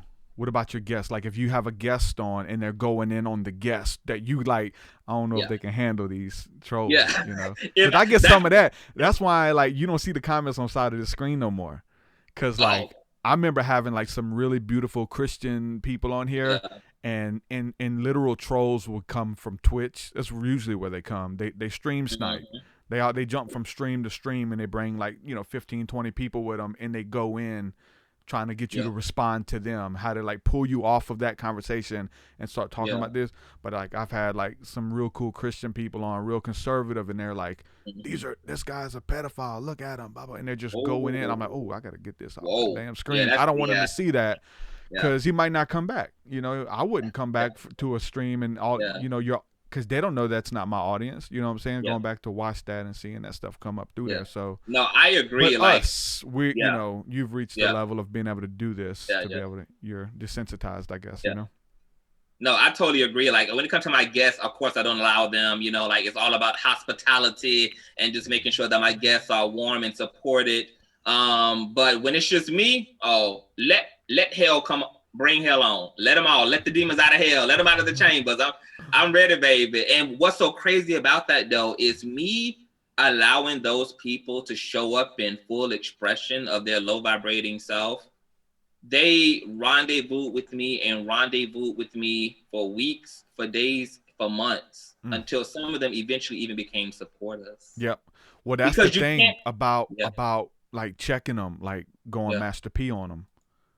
Like you can't go Master P on them. I've went Master P on, and that means cussing them out or blocking them or whatever. Like, if I do that, then it kills whatever witness I got, you know, and they gone. Yeah. But if I show love to that individual and they say, you know what, man, I was wrong. I had to watch a different episode with you. And then I watched you talk about this and it connected things. So again, like that long suffering to be able to win them in the end. Cause I believe that we can win them. I do.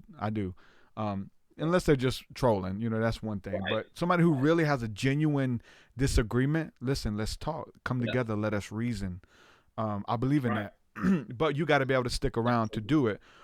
Another thing about the trolls, even trolls in the community who show up, they eventually show their true colors. You know what I'm saying? So you kind of, you know, want them, whatever polarity it is, whether they undying support or cut your head off and blog about you, because you got those.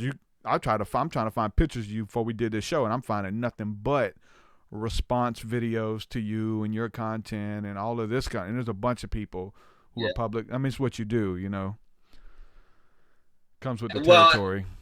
Like that's that small group of people that just are so present. But maybe I'm just a little maniacal. Like I love it. Like I love that just my beingness torments and tortures.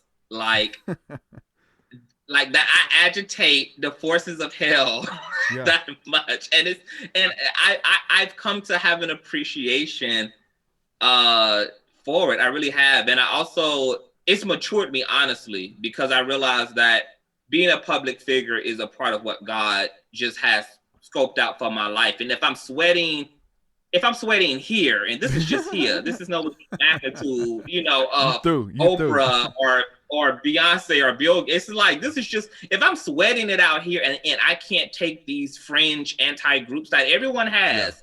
Everyone who is somebody has their fringe anti-groups. There's no name you can put into the search engine of anything and not find the alternate theories about who Oprah is, who Michael is, who Whitney is, whoever is. I mean, it just comes with the territory. And if you take yourself seriously, you're not going to make it as somebody who's living loud and out in the world, because the reality is you can't actually escape that.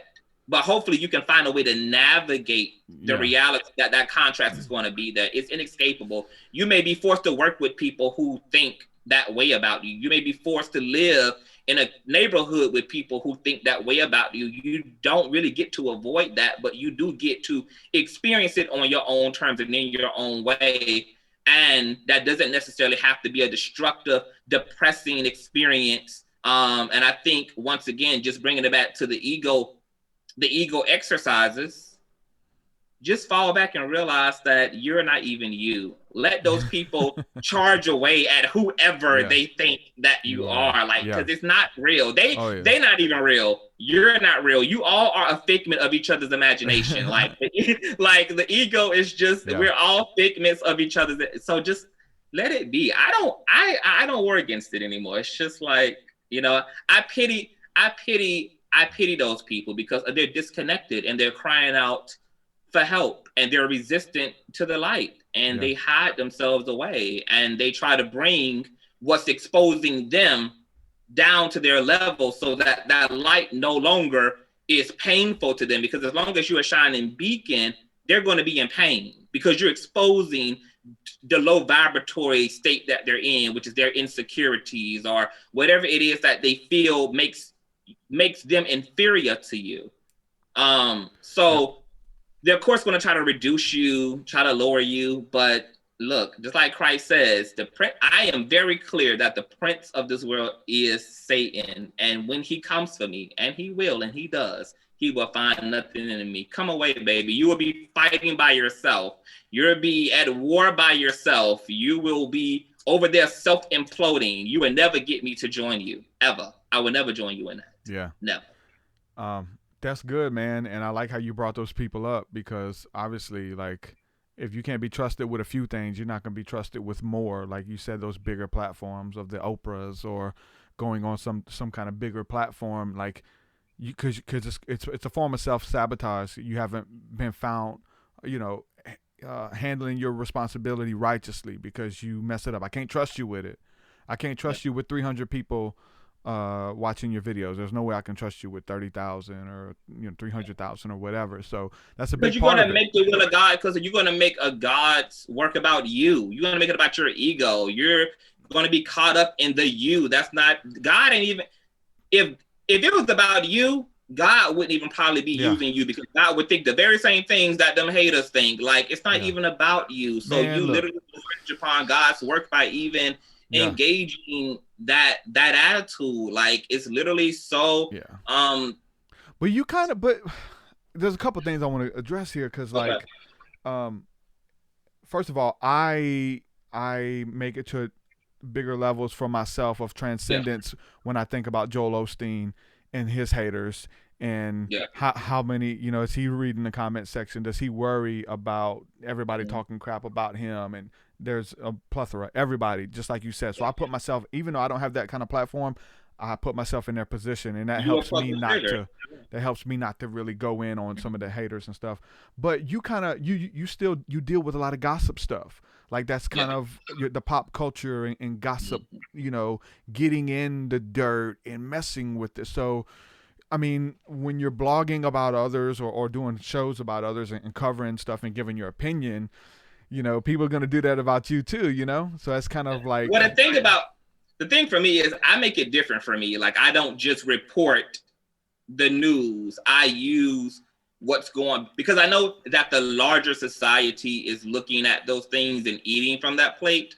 So I know that the Bible says to be like as cunning as wolves, but to be as gentle as doves. And so I realized that oftentimes the enemy is clever enough to know that to infiltrate spaces, it will present itself as a sheep. So now I've gotten into the practice of coming in the costume of a wolf when really I'm a sheep. So I'm going to present Cardi B and talk about Megan Thee Stallionaire and talk about whatever, but the conversation we're going to have is going to be something that you can take something away as it relates to your relationship, as it relates to things that maybe go on in your life, and maybe even bring a spiritual or even like a kind of a therapy session to what a lot of these celebrities go through. So for me, I'm not just a typical secular blogger in terms of Cardi B vagina is exposed and let's talk about what it looks like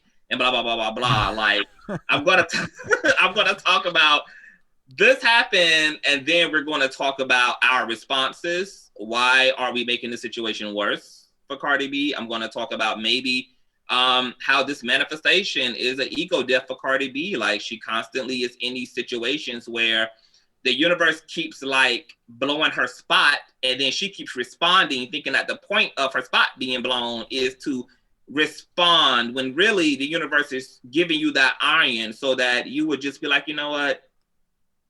I'm a celebrity. You guys are going to talk, and I can't keep getting up here defending my reputation. I mean, we are sick of Cardi B's response videos. It's just like, girl, it's not that serious. You're winning irregardless of what everyone is saying. Your platform is huge. Your bank account is huge. Your marriage, your children, you're winning, but you are so compartmentalized that there's a part of you that is also so deeply disconnected and insecure that the reason you respond is because a part of you believes that you aren't even worthy of what you're living. And that's why what those people say stings, because it appeals to the part of you that doesn't even feel, you don't even feel worthy of all that God has done for you. And so when they say that, it makes you go into the part of you that doubts yourself too. Like, you know what? I don't deserve this. I'm not talented enough for this. And I struggle with my insecurity as a writer, as a rapper. And so that's what Christ is talking about when he said, the enemy is going to come in this world, but he's not going to find nothing in me. He's built his self-esteem up because of God's attitude about him, not man's. Yeah. So when the attitude of the opposing force comes, baby, once again, you talking to the air. Yep. You're talking to the air. That stuff goes in one ear and goes out the other. It has no substance. It has nothing. There's nothing in me that's going to hold it inside. It's going to move through me. Them rumors, that naysaying, that judgment, going to move through me. There's none of that is that's not the substance I even pull my identity from. So there's no appeal. There's no attraction to it. So it literally just falls on a deaf spirit.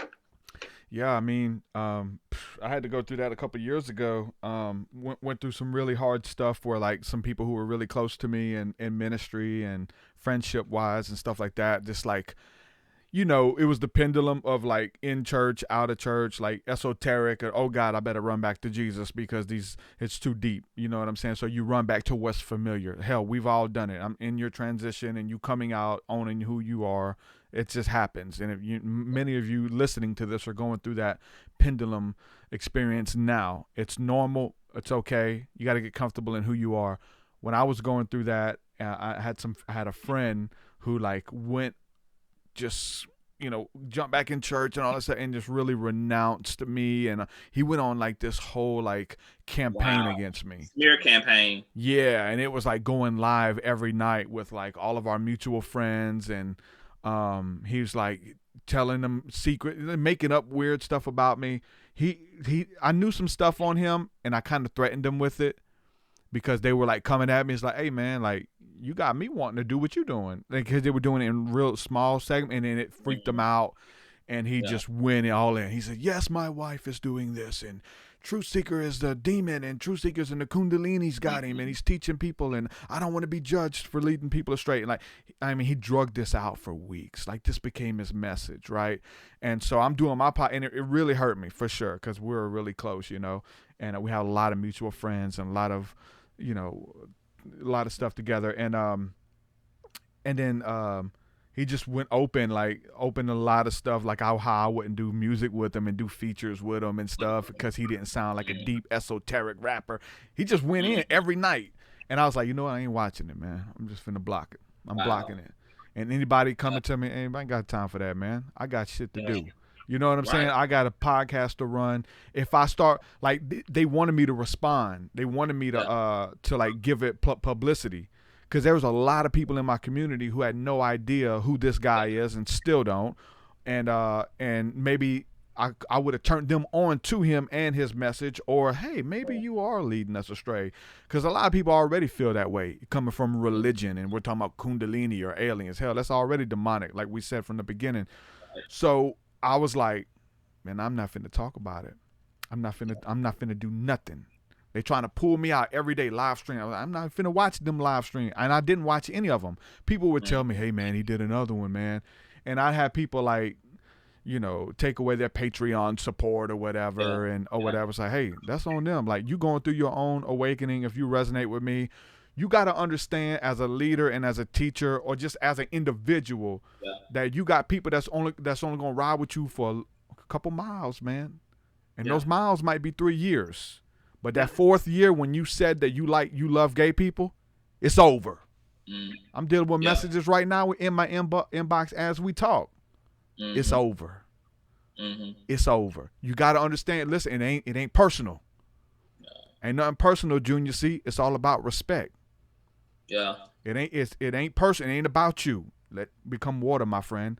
Let it go. It's people that only gonna walk with you 3 years until you say you this, until you start making money from what you doing, until they got them people. So God bless them people who have been here since the beginning, Them day ones who are still with you, man, look, I'm here. You my people. Like, but the scary thing is for me, and it's just part of it, it messes with you, because it makes you look at all those other people the same way. Damn, what I'm gonna say to run you off? You know, and I look at people who I'm just like, cause I'm in it, cause I come from, you know, my dad left and I just unstable relationships as a child. So like I'm wanting to keep things the way they are, you know, wife, child, like I want everything to stay the same. And especially I'm in a place where things are going good. So you want it to stay good, right? But such as this life, shit changes. So I look at people and I'm like, man, how long are they gonna be here? It's sad and I hate it. Hate it. Yeah. And they TruthSeekah, I love you work, man. Blah, blah, blah. Shit, how long? How long are you just next week? Are you a 3-year dude? Are you? Oh, man. Oh. And I'm just talking about friendship stuff. Yeah. Those people in your life that you can be open with, and I can tell you anything. And I know you, Davyon, like I can tell you anything. You don't give a damn. You're a real individual. And I got those people in my life. But I just hate it to like people who I really admire. Yeah. And even I'll have this conversation with them. Yeah, man, it'd be something, you know, you ain't gonna like about me eventually or whatever. And I'm trying to make it personal. It's just a thing. Yeah. Do you feel that way? Do you get... I used to, but that's all the more reason why I had to evolve to where I am, because I just couldn't live that way. I value friendships, man. I value friendship too, but let me tell you, like, I mean, a lot of people think that I'm a buck wild person because I just have this like social rebel appearance, and I'm kind of like, I talk a lot of crap about society and religion, and so, you know, like but I'm a deeply sentimental person as well. Yeah. And one of the things that, well, first of all, like what you said about money is very interesting. People will like you until you start making money. Yeah. There are parts of your following that want you doing good, but not better than them. Yeah. And there are people in your life who want you doing good, but not better than them. Yeah. Secondly, you know, I have just come to appreciate that iron, because I think that we need these anti-groups against us also to filter out our tribe members. Like, I need that anti-group to exist so that I can see who's silly enough to bite that apple, who's silly enough to give into that, because as it relates to my tribe, that's a closed circle. And I don't want nobody whose agenda is completely opposite of my tribe even infiltrating my circle. And sometimes when you start really getting into cleaning up your circle, or you're moving and you're expanding, you're going to see that the universe is going to create a censorship in your life. It's going to start censoring or separating the wheat from the tare. And so people who you thought was really down for you, you're going to watch those relationships dissolve. People who've been supporting you until you expanded in this way are going to now, and that's fine. One of the most, and this is why I love Christ, because if it wasn't for Christ, if it wasn't for the leadership and example of Christ, I just would not have I wouldn't have like that truth to aspire toward. But I loved how Judas gave up his best friend for silver and gold. Yeah, a few dollars. And Christ told him to kiss me and get it over with. His friends rejected him 3-4 times. Men who made promises to have his back, to be ride or die for him, betrayed him. And you never once saw Christ make what they did or the expiration of their time with him about him. No, it wasn't about him. Because as a human being who has a soul, you're moving through this life experience. You have to realize there are people who are on your ship, but for right now, they're on your, and that's fine. We don't have to villainize those people, even though they may villainize us when the expiration date comes.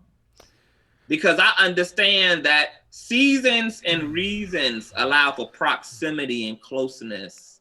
And it's okay when it doesn't work anymore. It's okay when you have found a reason for you to remove yourself. As you continue to deal with the mantle on your life and the God you serve, God will rectify you. God will keep dealing with you, because look, you're gonna be a repeat offender anyway. You can remove me, but you can't remove the lesson.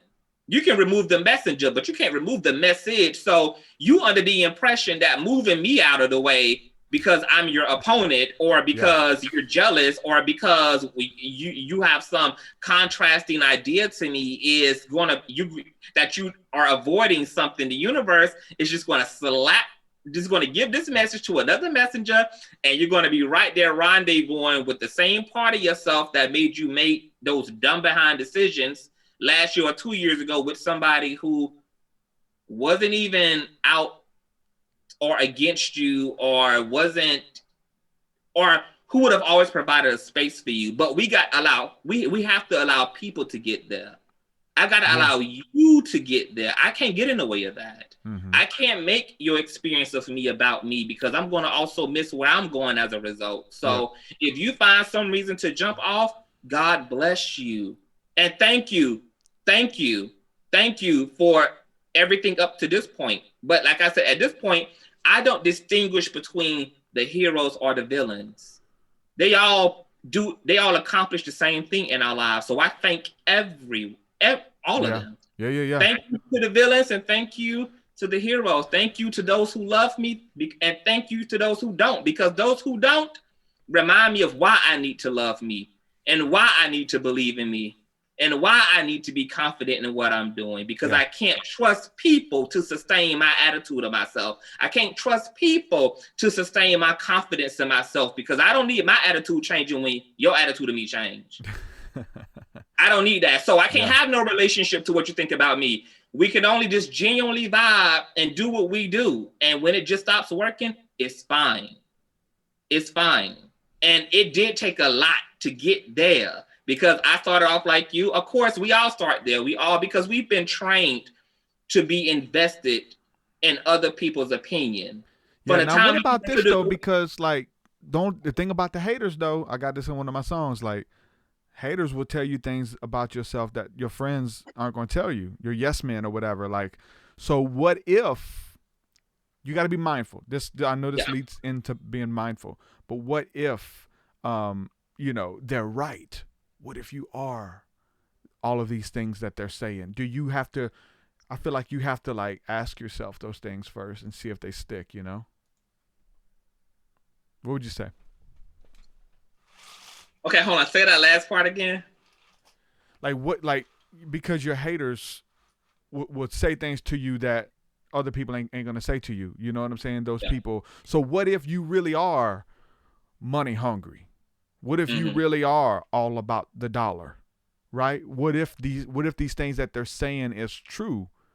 You know what I'm saying? Versus they're just mad at me, or you know what's funny about that?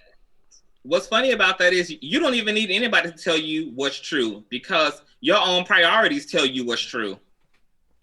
If you can't do nothing and go nowhere and show up and do nothing without it being about money, you already know who your God is. Yeah. If you can't even, it takes an outside source to reveal that sometimes. It takes to be having those failed. I feel like when it's repetitive too, if it's the same type of people that's coming in your life. Not to be bullheaded to I can't be taught, to be damn, maybe see, that's where change and growth comes in too. But so that's I feel why like I feel like you have to be a little bit mindful from the things they say. Not at all. I don't have to receive anything from an ill-intended messenger. You're not supposed to be hating me to begin with, because then I would never have to miss the message, because I can't see past your delivery and your personality. You hate me every step of the way, and then you want me to sift through and find the stuff that could be beneficial. No, if you want what you're saying to be taken into consideration, then how about you get up off the pedestal and get up off of the vibration of the enemy and present yourself as someone who has a valuable input and valuable insight, and carry yourself in a maturity so that when I look at what you're saying, I can consider that the source of what's being communicated is well. Therefore, there may be a reason for me to hear this message and take in this constructive criticism. But if haters think that people are going to sit through all their nastiness, and then the one time you say something that actually is true and that could be useful, that I'm going to like do the job. No, if the message, if what you're saying to me meant as much as you wanted to mean to me, you would present it differently than from the context of being a hater. Yeah. Present that message as a context of love. Because let me tell you something. I'm with you though. I'm with you. Because I'm gonna tell you this. People don't really listen to their haters, but a message they will take heed to is one carried by a multitude of people who they respect and love. If more than one person I love in my life keep saying the same thing, keep offering the same criticism, I will bow to that message. Yeah. I'll bow to that message, because the message is going to get to you, but we don't have to take on abuse and take on slander and take on those things just to like whatever, because the loving people in your life, but see, also we got to distinguish, because there's a hierarchical system to love. You got immature love. Immature loving people are going to be your yes man. So they're not really useful. But you get those people in your life who have a mature love for you. And in the maturity of that love, they're going to communicate not only what you want to hear, but they have the capacity to communicate what you need to hear. Mm-hmm. And when they sit you down and talk to you, they're going to communicate that message from a place of love. Some of the most powerful criticisms of me have come from people carefully speaking to me, people who love me, sitting down with me, creating an intimate atmosphere and sharing and having some really tough conversations. And that atmosphere cultivated both of our ability to have tough conversations, but in a loving way. But without that love there, people are not, it's like a Donald Trump. A lot of people voting against Donald Trump haven't even looked at Donald Trump's policies because they can't even get past his personality. Yeah. His personality is so repulsive to some people. Yeah. His antics are so ridiculous that they can't even look at the presidency itself or the legislation or the policies, because he presents himself, his persona eclipses whatever good or whatever it is he may actually be bringing to the table of America that could be beneficial. And that's why we should be so mindful about the way we personify ourselves. And we should be studious as not only students, but as teachers, as public figures, but also as supporters. If we really are looking to encourage our fellow man, like you're not going to do that from a low vibrating energy. You're going to get back what you give. When somebody shuts the door and don't want to hear what you got to say because you a hater, it is what it is. You a hater. The way you enter it already, like, he who not got no answer when you a hater. When you a hater, you not no answer. So but I'm with you. I think that for people who are very egoless, like for me, I can sift through the hating and look at the criticism because I'm just there. But for the average person, they're not there yet. Yeah. They need people who love them to tell them the truth, and not people who despise, demean, degrade, and want to see them off themselves communicate any valuable truth to them. Yeah. So it's hard, bro. Being a visionary, being a leader. I feel like I've had those people in my circle before, and I have people in my circle. I feel like they call me out. I feel like they do it in a loving way. We can agree to disagree too, but they still my people. You know what I'm saying? Right. Shout out. It's only a couple, but I have those people. That's all you need is a couple. I know, right? You don't need 70 people right. telling you you're messing up, you know? But yeah, man, it gets it's lonely at the top. There's stress when success comes, you know. Play your position regardless of the outcome, you know. Some little lyrics I threw in there years ago. Man, so good though, you know. Just preparing people, you know. If you want platform, if you want to stand up for your message, like that gives you a platform, right? Absolutely. To have a voice or a message, that's a platform. So, and to be vocal about it versus keeping it to yourself. All of this stuff comes, and you got to be open and honest. You can't keep it in. You got to learn to laugh. You got to learn to love. It comes with the territory. Let's change it up a little bit, because you mentioned Carol Ann. Let's talk about TV a little bit. Conscious TV, right? Okay, so before we get into that, can we take another Oh water my break? goodness, you I drinking am like, too much water. nature is calling. I think I got another commercial, man. Go ahead. Because I'm drinking this and it's moving through me. You got a minute or two. Hurry. Okay. We'll be right back. Elementals are different. Those are really strange. I've seen elementals. I've had one-on-one experience with elementals. I don't know exactly what they are. All I know is what to call them. But I've had incidents where I have been in the company of elementals. They're spirit creatures, like fairies, and the Irish are very big on talking about the different fairies and the different magical little creatures. Leprechauns, I have seen gnomes and leprechauns, and fairies. These are what we call the elementals. They are legitimately life forms, but they don't live in the world you do. They live in a different kind of world. An elemental world, but we call them the elementals. It's quite a subject. Life outside of being a human. What is life like in the spirit world? And that's what you're talking about in your book. I explore these concepts and more in my new book, Spirit Realm: Angels, Demons, Spirits, and the Sovereignty of God. Forward by Jordan Maxwell. Available now at TruthSeekah.com.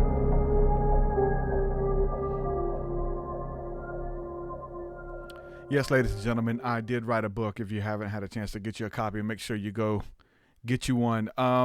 You can actually get that for free on the audio book. There's a link in the description to get a free audio book version of that at audibletrial.com/TruthSeekah. And I still get like credit for sending people there. So get it. I read it to you. You can get a copy of it. Spirit Realm. So yeah, I'm gonna talk to you about movies, man, because I've been wanting, like, we're getting close to Halloween, and like, I like to talk about spooky stuff too, right? And that's not all love and light. Like, the spooky stuff is the contrast of the love and light, you know? Just really quick, you probably haven't seen it, but did you watch Bly Manor on Netflix? The Haunting of Bly Manor? I've never even heard of Bly Manor, no. What about The Haunting of Hill House? Did you hear of that one? I've seen a lot of the hauntings of, but not necessarily Hill House. No. Okay, it's on Netflix. The Connecticut, all that stuff, but no. Yeah, these are dope, man. It'll mess with you about like death in the afterlife and spirits lingering and trying to influence you and stuff like that. So there's two seasons of it on Netflix. It's really good. We just finished the second one, which is The Haunting of Bly Manor, but a lot about spirits and channeling and mediums and spirits jumping in bodies and stuff, and really, really good stuff. Interesting stuff anyway, so I was ask you about that. Like, what about horror movies and stuff? Halloween, do you watch horror movies? Did you watch horror movies? What do you feel about that? Man, horror movies are my favorite genre of movies and cinema. Like, I've been addicted to Freddy Krueger, Jason, Scream, like Poltergeist, The Exorcist since I've been a child. My mama used to be freaked out, like, what is wrong with you? Why are you into all of this craziness? How can you watch this as a little innocent baby? Like, but you know, I realized not only do I like the adrenaline that comes from being scared, because I like to scare the crap out of myself, but I realized as I got older that my attraction to the horror genre is because it was one of the only genres for a long time that really dealt with the supernatural. And I always had an interest. Yep.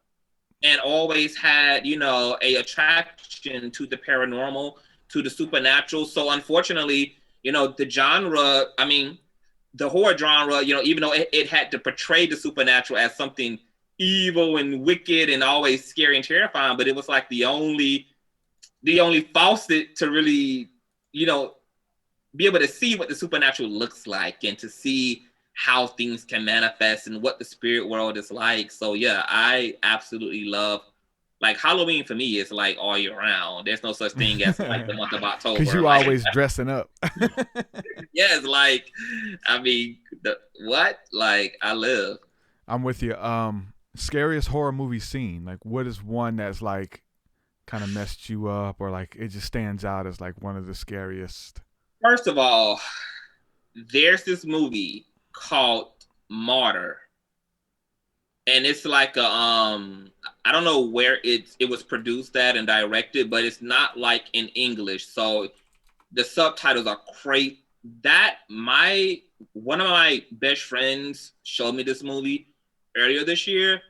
The trippiest thing I've ever seen in my entire, I mean, it's gruesome for one, it's psychological for two, and it's just freaky. And it actually was, but it was the message was so powerful that it kind of helped me to understand some things even about like the Black community and maybe why we're in the position that we're in within like world politics and American politics. But check out Martyr.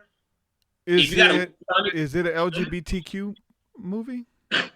Huh? Is it an LGBT movie? No, it's not LGBT at all. Because the first thing that comes up is Martyr movie 2018. Martyr official trailer BGP indie LGBTQ movie. Is it like this? Yeah, no. And this is I don't even think that this was like a recent movie. Like this came out like years. Yeah, I have a link that I'm gonna because my best friend sent me the link in my DMs because he had to search it on Google. And I probably see. There's another one here from 2008. It looks more like a horror. Can you read the description of that one so I can see if that's... It's got two girls and there's like a dude on a cross. Yeah, I think that's it. Like, does it look like an American movie? Does it have like foreign language and stuff? I don't know. Or does it give you like a description of them? Mylene Jumpalina. Yeah, they're foreign. It's foreign names. Yeah, it's in French. It looks like. Looks like it's in French. Yeah, but that was one of the ones that shook you but that was in a good way, bad way, just a deep conscious way. It was. Look, every time I was shook. Like the whole table was just, the whole house was shook. The ceiling, the floor, like it just shook me in a scary way. It's terrifying, but it's literally profound. Like I don't even understand how they accomplish all of that in a horror movie. Like, it's profound. The message is so deep, but it's also, like I said, it's scary. It's gruesome. His faces being peeled off, his skin being peeled off. I mean, it is psychological. I mean, it is the movie is everything, like everything. But what I will say, one of the dopest horror movie scenes is the first Nightmare on Elm Street when Tina got dragged up that wall and got dragged across that ceiling in her sleep, and just watching Freddy like mutilate her, but her boyfriend was only seeing like the physical version of the assault. So he just saw his girlfriend like being plastered up against this. Like, who does that? Like, who gets dragged up a wall in a like, I was just like, Wes Craven, you are sick. Like, you are geniusly sick, because that was just so creative. Also, another scene in that movie that was so trippy in the first Nightmare was when Nancy's boyfriend got murdered by getting sucked through the bed and that blood that just, it's like, you have to be a little twisted and into some occultic stuff to get these visuals, because like you just can't come up with this. Well, what about the one where the one that sticks out to me that was weird, where they had the woman, I believe it was, or dude, like a puppet with their veins coming out their wrists, walking like a puppet, walking off the edge of the building. Like that was kind of trippy. Yeah, like that was Dream. I think that was a Dreamwalkers. That Freddy movie freaked me out. Like I love the Freddy genre. Like the Freddy genre was, because also a lot of people don't realize the Nightmare on Elm Street series is birthed out of the concept of lucid dreaming and astral projection. That's what I was gonna say, because you can kill you in your dreams, and then you have to go in. Because there was one that was you gotta wake yourself up out of the dream state. I learned to do that as a child. You know, the interesting thing is like there was one where they were like, we're gonna go and we're gonna kill Freddy, and they were getting ready to go to sleep to go do it. So they were like consciously gonna lucid dream and go into their dream to fight Freddy, which was interesting. Which is like a lucid dream, or wanting to travel in your dreams or whatever. So that was cool. Yeah, that was major. Like, what is some of your favorite, I guess, horror? My favorite is my first one. I've got some cool horror T-shirts, man. Like I collect horror T-shirts. My favorite ones. I got a couple. Creepshow. Creepshow was big. You know what I'm saying? Which was the creature in the box. Do you remember that? In the 80s, where it was Stephen King and George Romero worked together on that, and so there was just one where they get this box delivered to this college, and it's this huge. It's called the Crate, and they got the crate, and it's under. They got it. Well, they find it under the stairs, and they're like, "What's in the crate?" And they open it up, and it's like, it's a Tasmanian devil, but it looks like this monster. And dude sticks his arm in there, and it rips his arm off or whatever. Oh wow! That was a crazy one.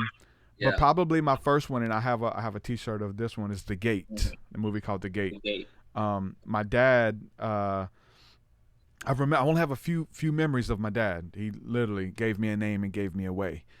So I have a few memories, like 2-3 years old or whatever. But I remember sitting in his lap whenever The Gate came out, and I remember watching this scary movie, and it showed these little minion demons, these little bitty demons came running out, and it scared the piss out of me. And I remember being a little kid, and I just screamed and put my hands over my eyes. And I remember, and this is probably some trauma stuff too, because I remember it so vague, so good.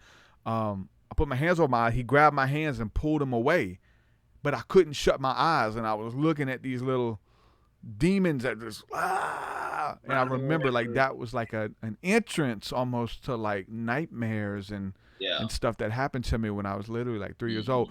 But to this day, it's so nostalgic, and I'm in love with it. You know what I'm saying? Like I love the horror genre as well, and the emotions that comes from that stuff. So The Gate, which is Stephen Dorff, and I'm gonna have to watch that. I never seen The Gate. Oh before. yeah, it's really good, and But another movie that gave me nightmares was like Hellraiser. Like that was a weird one.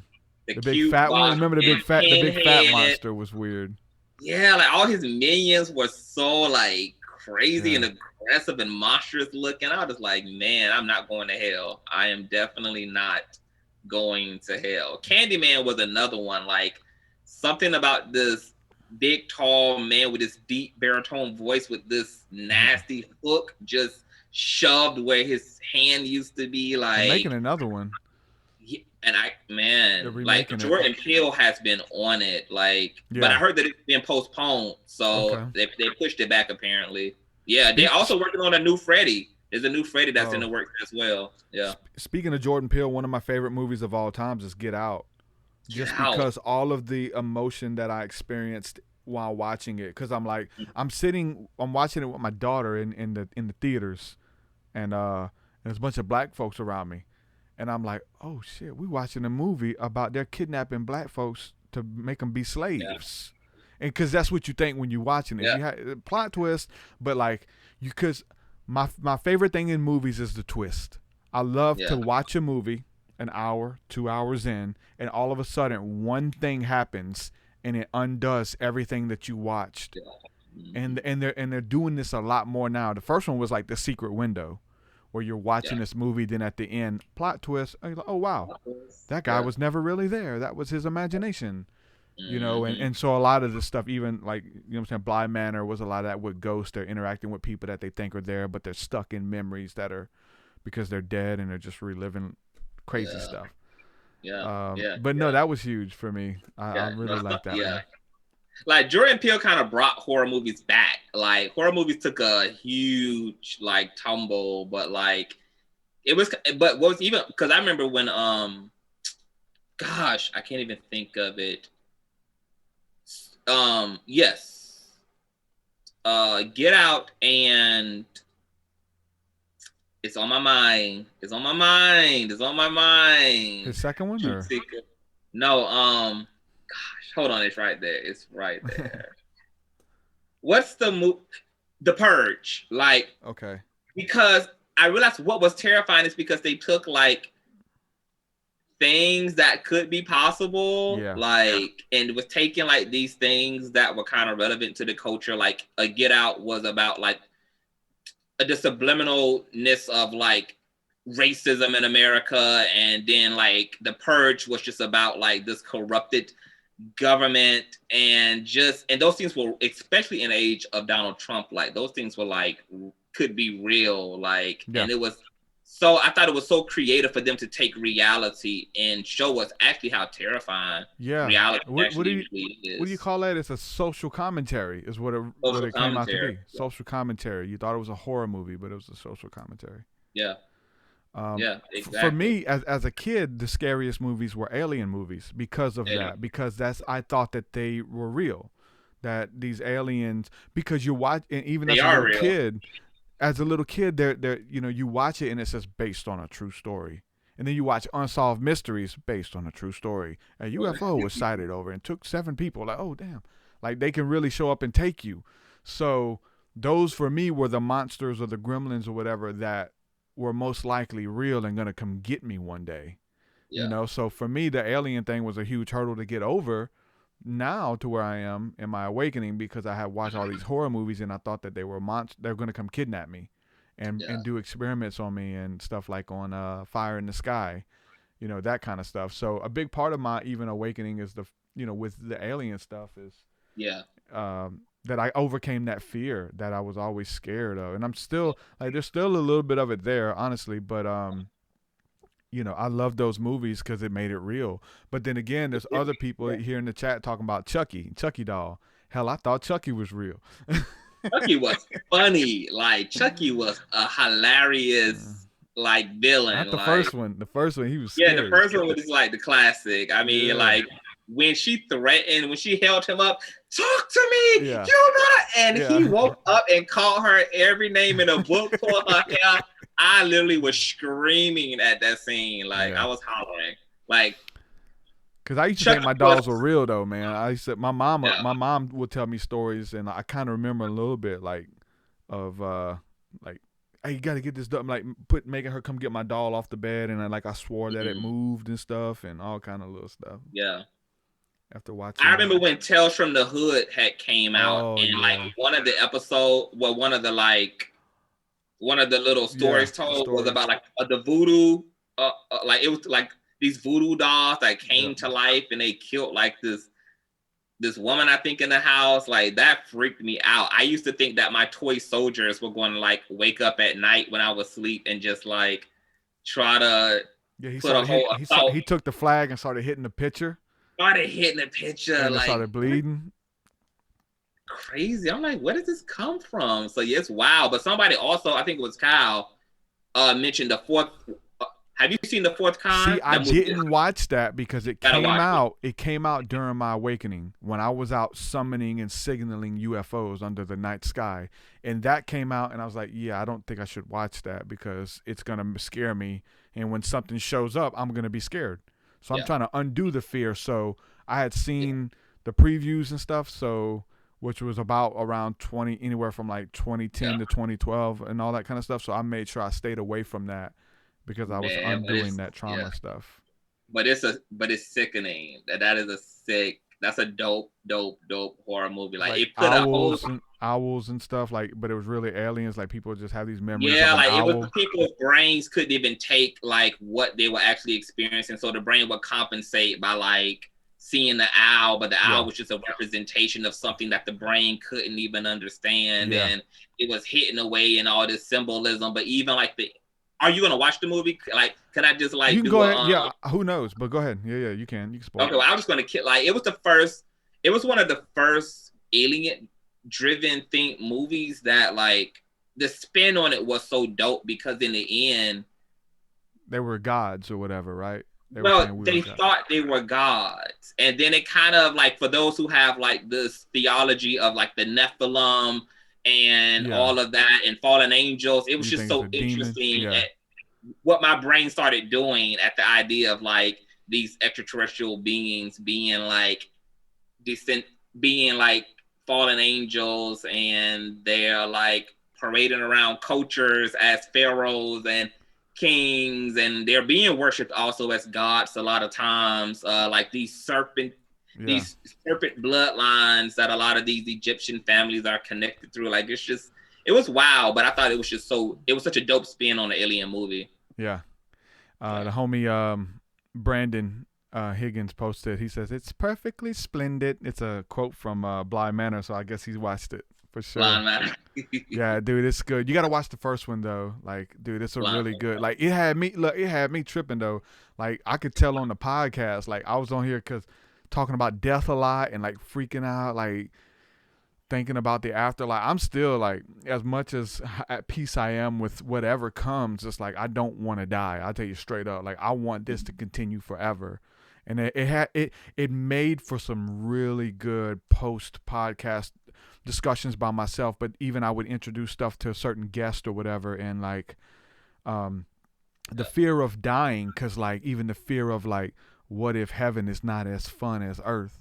You know what I'm saying? Like, what if, because you're never going to get to taste chocolate anymore.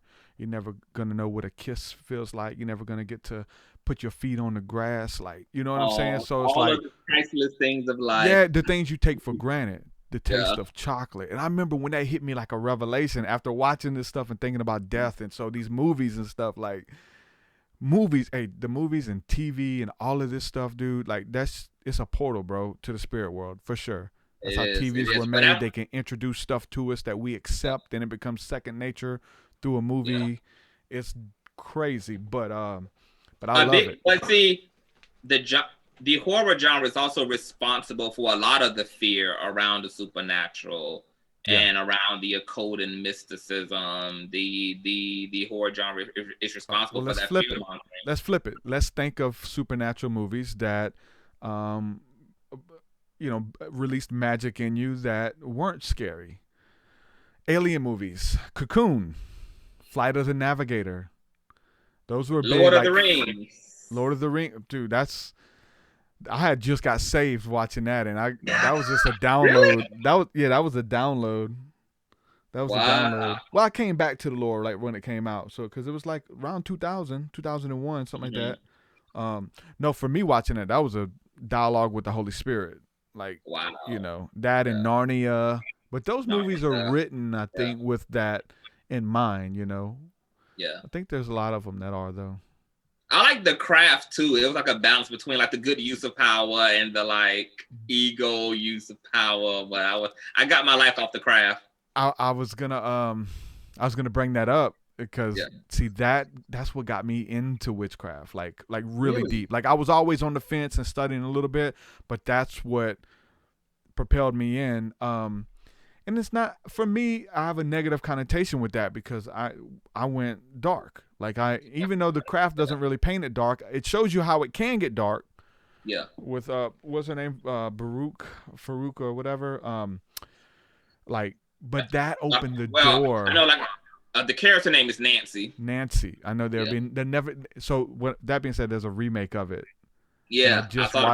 I watched the preview and it looked pretty good, but there'll never be another Nancy. But you know why that is? Well, nobody played sick and crazy like that actress. Like, she definitely gave it up in our role, especially in the end when she was like in the hospital and she was like, strapped down. I was like, wow, she's playing the crap out of this role, and I love it. Let's see, her name was the girl that played the Fairuza Balk. And I haven't seen her in too many other things, really. It's the thing. She's always Nancy. I don't want to see her in nothing else. That's Nancy. She done got typecasted, po baby. Yeah, it's like when you start seeing your favorite characters who play these big roles, and then they try to like, they're in your mind they're typecasted. Like, how are we seeing like Queen? And that's why they oftentimes don't even get a lot of other work because they get stuck in that. I feel like they should accept it though. You know what I'm saying? Like, especially nobody wants to end their career with one big moment. Like back in the 80s. Yeah, I think I was one of the actors from, I think, the second or third Nightmare on Elm Street. He talked about how that movie pretty much killed his career. Robert Englund will always be Freddy. You know.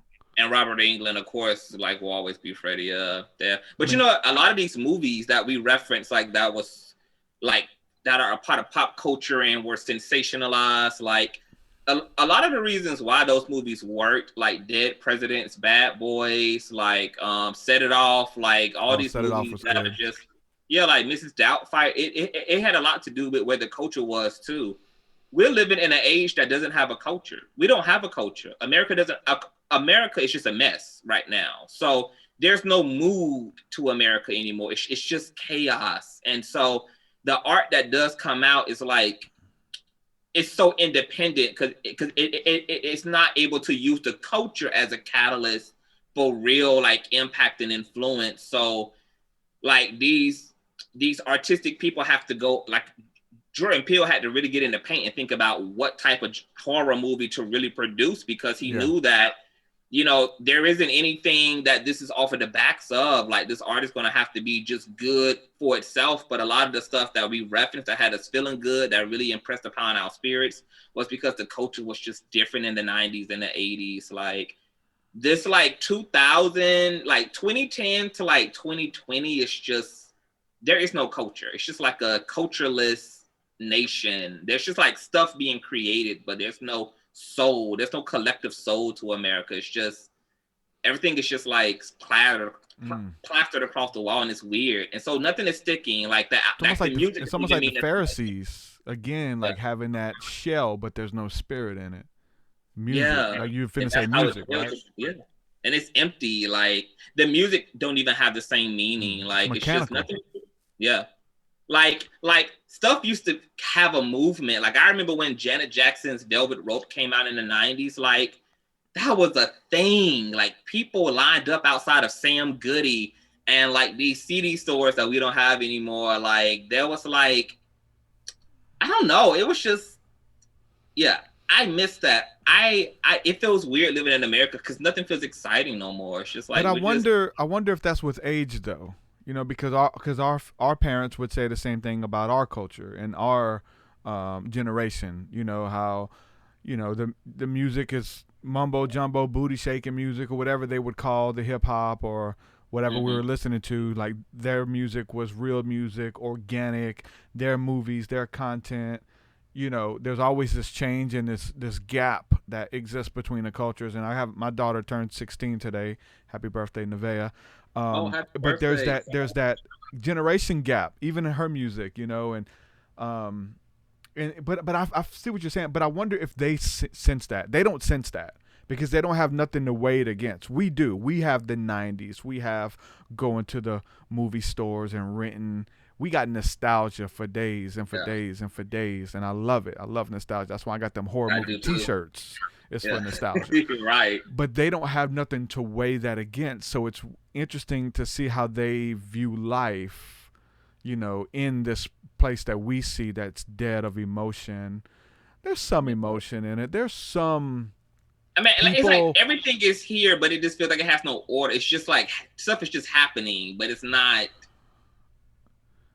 Like it has I don't know if they feel like that though. I know we feel like that. I'm with you because I'm 100% with you. I get it. I think they feel like that too because they also have some classic memories from the 80s and the 90s. Like they remember those times that they know that there's even though they will find stuff in our generation that's like y'all wildin', but it's like even they like have their sentiments around that culture and they can feel the emptiness of where we are now. Like and it even feels empty to us. Like I feel like this is why the suicide rate has tripled, like why violence has just pouring out into the streets, because we're just at this like soulless place of just like existing and we're not really living and we're just moving through, but we don't really know what's going on and where we're going and where it's all going. And it just feels like we're all in these little independent clubs, but that we're not just together. Like there was a sense of like some type of unity and I don't know. It just seemed like there was just some type of a collect. I felt like we was a part of a collective in the 90s and the 80s, but between 2010 and 2020, I just feel like I've been on my own. I feel like I've been in my own, like my music, like the music I listen to means a lot to me, but there's like no movement. Like the stuff I like means something to me, but it's Yeah, not. even like new music from those artists, you don't take it serious. Yeah, You don't take it serious. It's not. Yeah, because it's like a new Juvenile song is like, a new whatever Creed song, like it doesn't matter because it's like whether it's been done or I'm like that with a lot of music anyway though, like their sophomore releases, like the first freshman and sophomore release, because they really wanted it, like they had a voice or whatever. Juvenile, you listen to Juvenile now, even the way he sounds, what he's writing about, song structure, it's different than first Hot Boy stuff or his solo stuff, like 400 Degrees. Like, listen, like them folks was hungry. They wanted to make it. They wanted to leave their mark on the world, and they did through their art. But once they it changes. Even with those guys, it was a progression because they all rapped about the streets. I'm from New Orleans, right? They rapped about not having from the projects, jumping people, robbing people. Bone Thugs even rapped a lot about robbing people and stuff. Think about that yesterday. Mm-hmm. But once they made it, that those songs changed to bling bling. I got $1 million mansion on my wrist, bling bling. And it started rapping about money. So it went from something from like the people in that plight of living in the projects, living in the trailer parks, whatever, or even people who fantasized about that, the white demographic that was rich that fantasized about that kind of life. But that was big, and then it changed into about rapping about this money, and people couldn't identify with that, but the music was still catchy, but it changed the motivation and stuff. No Limit did it. They went from ghetto, self-made to like wearing suits and hats, and the Gambino family, and rapping about money. And then it went from, now we have money, there's not a hunger in us to create beautiful art. We just know how to write a good song now, and it becomes formulaic. You just hit it. It's just like the materialism kept expounding, and then eventually it just, once again, we're eating off bread alone, and that's why it feels empty, and it feels like something is missing. Like it doesn't feel like a full meal. It's not. I don't feel like you want it bad enough. You just know how to do it. Because I've been the biggest like clapbacker to like this whole the bag. I hate the bag culture. The bag. I'm like, the bag. No, it's the family, the community, like the people. Like, no, I can't live in this materialistic world that's ran by money and fame and clicks and views and hyper visibility. It's like, it's so dead and empty and void of anything real. And it's like, that's all that this culture is about right now. It's like the plastic. It's like we've become cosmetic surgery itself. God. Like that's a big one. Like we have a spiritual cosmetic. Like I'm against that for some reason. I think it's because I'm just the conservative part of me, like all of the cosmetic surgery. And now like the next generation, even the kids, like the little kids are like, yeah, that's like it's a thing. Like, yeah, you can just get your lips bigger. You can just get your nose redone. You can get, for me, I don't know why. I think it's just conservative. Natural beauty is big to me. Which is something weird because we see these little homely like influencers start blowing up on Instagram, and it's people that you follow, and then they get their whole stuff redone. Like it's like they become plastic because they can't make emotions anymore. They get a smile painted on their face. Maybe we've talked about this, but the two Christian women, they were really Paula White, who I used to think was an attractive woman, now has a Joker smile and knows all this work done. Then we look at Joyce Meyer. She's got a permanent smile. She looks like the Joker. She's had all this reconstructive surgery done to stay in the spotlight, stay in front of the camera, and not to age gracefully. As someone like you and myself, who is hair is thinning, turning gray, like, what do you, and I'm thinking like, I don't know if I should let my grades I'm like, getting younger. I don't know about you. I rebuke that doctrine. I got a bunch of friends who believe that if they keep saying that, they won't never die.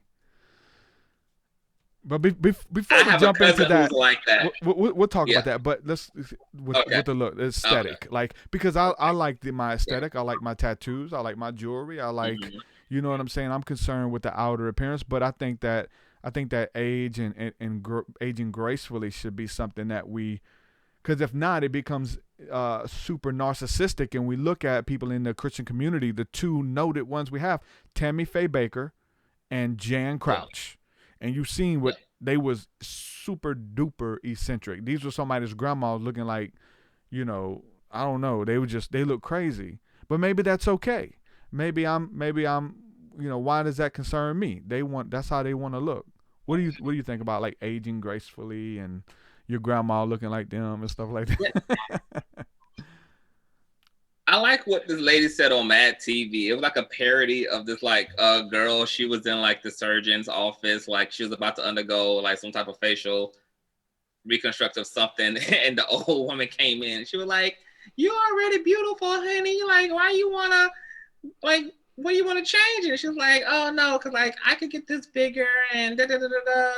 And then like the young girl was just like, "Oh my God, like, what did you guys do back in your day when like there was no cosmetic surgery around? Like, how did you guys even exist?" She was like, "Well, for one, God wasn't making people as ugly then when I was coming up," which I hollered. And then she said, "You know, when we wanted to feel better about ourselves, we went and helped somebody. We went and donated food. We volunteered like when we wanted to feel good about ourselves." And so cosmetic surgery is a very interesting thing because it's just like, I know why there's an explosion of it, and it's because like we're more of a technological people. We're more on camera now. We're more on TV now. We're living in a selfie age, so people are seeing themselves more, and people are feeling pressure to put themselves out there to participate in social media culture. And so, of course, you know, seeing yourself and seeing how you look, you pick away at it. You want to be as photogenic as possible. You want to be as camera ready as possible. And so I understand and I empathize with the pressure, even as an egotistical man myself who wears hair. I dye my hair. I have piercings. I have tattoos. I am just into my aesthetic.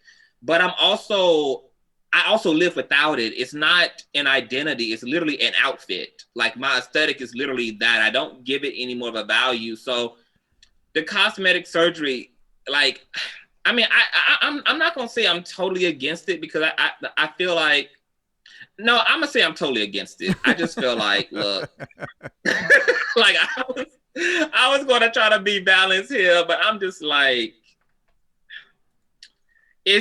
I think that you said it perfectly. There is a smidgen of narcissism that drives us to value this puppet, this vehicle, the way that we do. And I think that we shouldn't perceive that and remedy it by cosmetic surgery, but perceive it and realize, you know what? I need more of the love of God and more of the love of self in my life. I don't need to go lay down on a surgeon's table. I just need more community. I just need more love. I just need like more meaningful experiences in my life. This is not about my nose or my buttocks or whatever. But I also I can't be a hypocrite as a man who has piercings, as a man who dyes his hair, as a man who has tattoos. Obviously, like I am playful with my appearance. I do think that it is possible, I guess.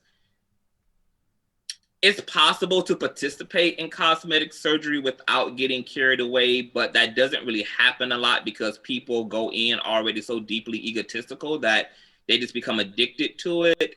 But I think you can be healthy and maybe tweak some things and still have a healthy attitude towards self. But it would be nice to just look. I wish that we lived in a culture where there was no beauty standard whatsoever. Like I would just love people to just look crazy, like no grooming standards, be clean, but you can look wild and frizzy and untamed. Like you can look like John the Baptist. You can have berries in your hair. Like it's fine. Like I wish that our only standard was just hygienic. But in terms of like the beauty standards, yeah, I think it does take away from our culture. And we have young girls now coming up in a culture where they think that where they see they can be deeply rewarded by their aesthetic. So they go and get all these unhealthy surgeries. They get these butt lifts and these injections, and they see that they can make 20,000 off their Instagram page because they can lift this way. And you even have guys who know that they can probably be,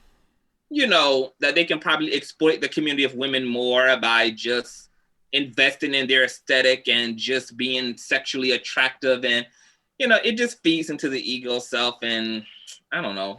I do hate it. I think that the beauty of old age is that the physical aging is supposed to be indicative of the inner maturity and the inner expansion. And we're supposed to be becoming less materialistic, which is why the physical is starting to degrade and fall away. And meeting that honestly and dealing with your issues with aging and just realizing that, you are just, that there's a materialism that's there that's causing you to not just embrace what's natural, and at the end of the day, it's really not what you see that makes you important or amazing. It's what we don't see. It's all of the attributes of your personality and your character and just being a contributor to society that we really should. If we could live out what Dr. King said, where we measure men and women by the merit of their character and not by race, not by sexuality, not by gender, not by beauty, man, everybody will have a chance in that culture. And that is the culture that we need to move toward, because everybody has a shot. Everybody has a shot at being accepted and being loved. Yeah. Because when we create these beauty standards, it literally, it's isolating somebody on the back end and it's putting somebody on the pedestal on the front end. Mm-hmm. Somebody's being left behind whenever we socialize people that way. So it's an interesting issue. But I would have to go for a non-beauty standard world if I could have it my way. And the Instagram is crazy. And like I said, being in front of the camera all the time. And I mean, hell, when I talk about Tammy Faye Baker and Jan Crouch, they were in front of the camera, always seeing themselves and nitpicking, like you said, things that they can change or whatever. And same with Paula White and Joyce Meyer. I think for me, I just even feel like even for them, I feel like the Christian conservative would be something that's like, they're not really into that, and then you find out like someone. I feel like what's her name? Joyce Meyer would be like the last person to do that, because there's like a piety, there is this meekness, and I don't really care the way I look. I'm gonna age and this body's falling apart. And it's like, no, right. I be damned if I. Okay, so that we're talking about the look. Okay, and then you said that I'm getting younger by the day. That thing. So I have friends who are into this doctrine, which I kind of think it's dangerous a little bit in my understanding. That they're gonna live forever in this body. That Christ came to them. Well, they think they're going to be like Enoch, actually, and not have to taste death, and that these bodies are forever, and these meat suits or whatever are going to continue as long as they believe it. But the reason I don't, and it's a Christian idea that it's coming into Christianity. The mystical Christians are teaching this, and it's big. We know. Again, I told you, mm-hmm. I fear dying. I don't want to die. So it sounds like a good doctrine. Yeah, let's believe it. But I don't think that believing it will make it true. I feel like it calls everybody a failure besides you, because it's like you're going to do something. Your grandmother died. She failed. Your great-grandmother, your uncle. Like, all these people died, and even preachers, like amazing preachers, Ravi Zacharias. It's this notion that their faith wasn't at the level that could maintain their body here on the physical plane. And I don't think Ravi Zachariah, who just recently passed away from cancer. Mm-hmm. I don't think there was many, people understood the word and had a love, and that dude operating at a high level and died from cancer. So that insinuates, even without saying, that he didn't have faith. This is in the Word of Faith movement. This is in a lot of other things, like if you're poor or whatever, your faith doesn't rise to the occasion. So with the eternal, what are they? They have a name for it or whatever, but I don't know. I just feel like it's kind of weird, like kind of a little dangerous, just because you insinuate without saying it that you're gonna do something different than the patriarchs of the faith, or you don't have to die or whatever. I think it's escapism, honestly. Yeah. Well, I mean, I think it's both. I think that there's a reality and in understanding that your core beliefs can literally slow down the growth of your cells. That the core beliefs you hold in your subconscious self, they do create the way that your cells respond to your health, which is why prayer and meditation and positive affirmation kind of can be scientifically measured in terms of its impact and influence upon our mental health and our physiological health.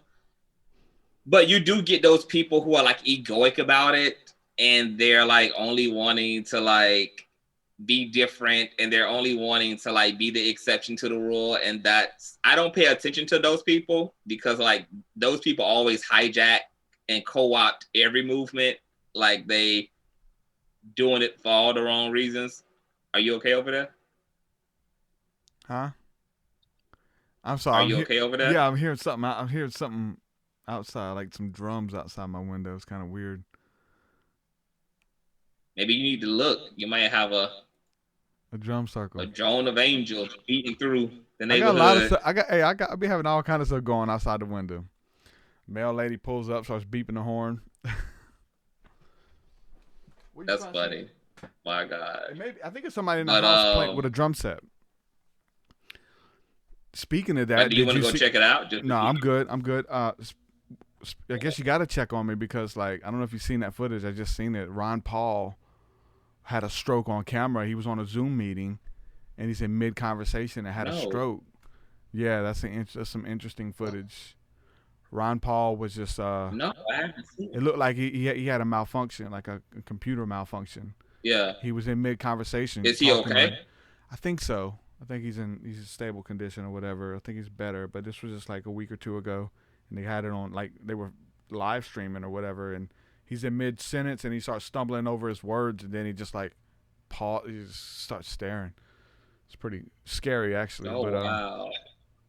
And I am so like nervous about that stuff, like strokes and heart attacks. Like my uncle, literally my oldest uncle, he died on the car porch at my grandmother's house. He was just out there like he normally is every day. And we came out to go to our cars, and he was just wide-eyed in the chair dead. Like he had a massive heart attack, and it just came. Like there was no sound, no room to fight, just that's the biggest thing. And that's the biggest fear I have of death, is you don't know when it's coming. Yeah. You know, you want to die of an old age holding your wife's hand and I love you and I'll see you on the other side. Like you literally like step outside. Hey, I'm going to go check the mail, or I'm going to go to McDonald's and pick us up something to eat, and you don't come back. Like, you know what I'm saying? You're like cut off. That's why, like, I think mindfulness for me in death is like to always try my best to be in the moment, you know, and be, you know, make those memories, or because once you die, you know, you don't want it to be like, I'm glad he's dead, or whatever the case is, or he wasn't nothing to begin with. Nobody gonna feel that way. I know, right? He wasn't nothing, you know, like, right. Because you don't get to plan it. I mean, I feel like in our heads, we get to plan it. I don't know why I feel that way, but we don't. Like, literally, like, you going to get a call that you lost like, you know how we talked about, like, losing those friends, like the friends are only going to ride with you so long, and then they got to get off. And then you mentioned, you know, like, at some point, listen, everybody got to get off. At some point. Everybody got to get off. Either they go before you, after you, or at the same time. Like, that could be part of that cult, that Heaven's Gate cult, the UFO cult, where they all drank the Kool-Aid or whatever, but they were wearing the Adidas tracksuits or whatever. and they all killed themselves together. Maybe dude was so scared of dying. Yeah. I can see that, like being so scared of dying that you want other people to die with you at the same time. Mm-hmm. Hey, bro, I'm scared. Will you do it with me, bro? Like, I can see that. Yeah. Yeah, because it's the only experience that you know for sure you're going to be completely alone in. So, yeah. Yeah, and there's some people who are terrified of that. I remember, well, first, I'm not really scared of dying. I'm more so just like, I'm more so concerned about how I'm going to die. Like, I don't want to be painful. I don't want to. I don't want to do nothing. I just want to go to sleep, man.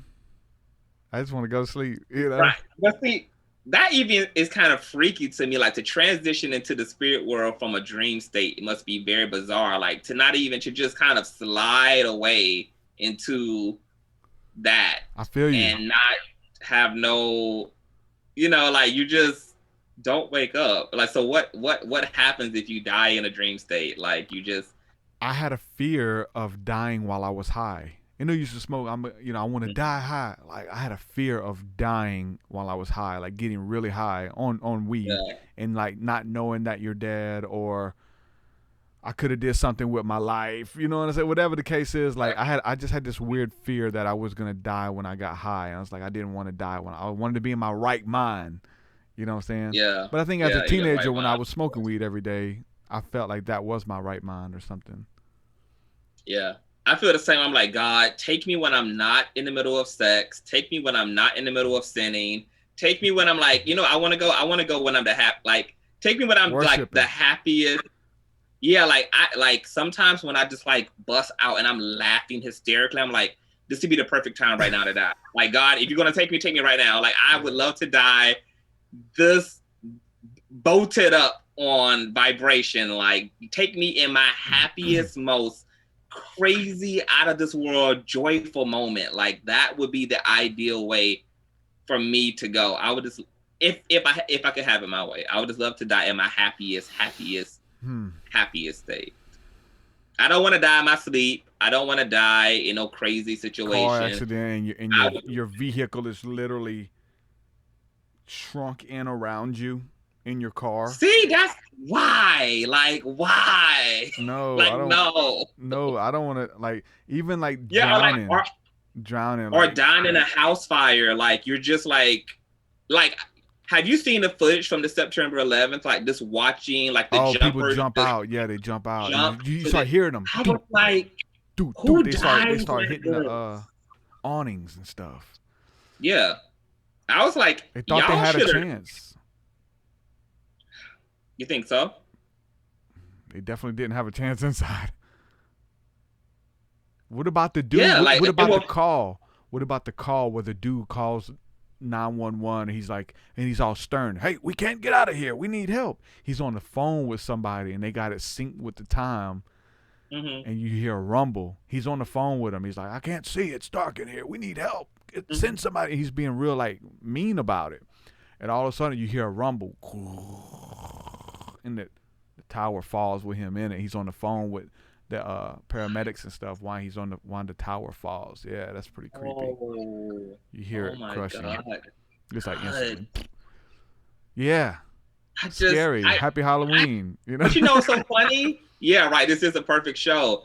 I feel like I'm so extra. I feel like my soul put that in the contract before I incarnated. Like I'm sitting here saying I don't want to go out in a blaze of glory, but that's probably exactly what I wrote in my contract. Like, I want to go out in the craziest, most extra type of way, that I can go out, like, send me out with a bang. You know what? These weird fears. I have another fear. I don't want nobody who ain't. I don't want just no regular. If you get killed, like in a stupid way, or like have somebody murder you who like wasn't nobody. Like, if somebody murdered you, wouldn't you want it to be like a somebody of like renown or something versus like some random dude who wasn't nothing his whole life end up killing, some failure like ends up killing a stray bullet. Yeah, who killed him? Hey, just a random homeless dude. Like, he was in line at Walmart and got stabbed by a random homeless guy. Like, oh damn, really? That's crazy. Crazy way to go. Yeah. Like, you want it to have meaning and purpose, Right. Here's like, I want to. What about like I had this other weird stigma of like disintegrating. Like, you know, like if you see roadkill, that some like if a deer got hit by an 18-wheeler, there's like it just pretty much there's nothing. The memory of your body is gone. There's no remains for the family to collect.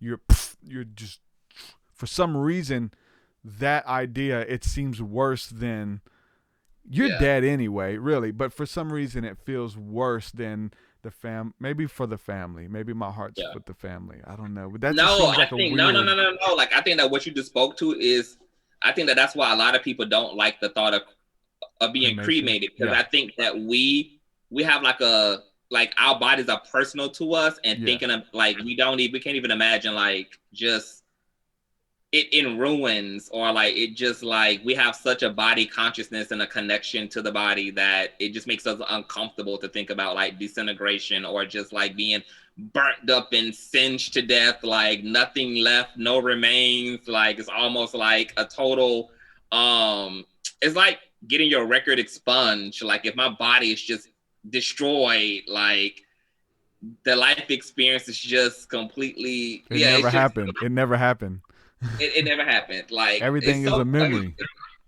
But it freaks me out too how much we're so connected to the body that we have funerals. I'm like, this is actually weird. Like, I don't want to, like, why am I looking at this like, this person is dead and embalmed and dressed up and stiff and cold, and why are we spending thousands of dollars for this experience? And why? Like, it just feels so awkward that we are just take a corpse this seriously. Like, just throw me out back. Like, if I die, just throw me out back. I'm fine. Catalyst Starseed says, what if you don't feel your physical death, but the dead people can't tell you? LOL. Almost like the Sixth Sense. Like, dude didn't know he was dead. But they didn't know they were dead. You know, sometimes your mind wanders, and I'm like, man, did I die 7 years ago? And I'm just like here with my family thinking everything's normal.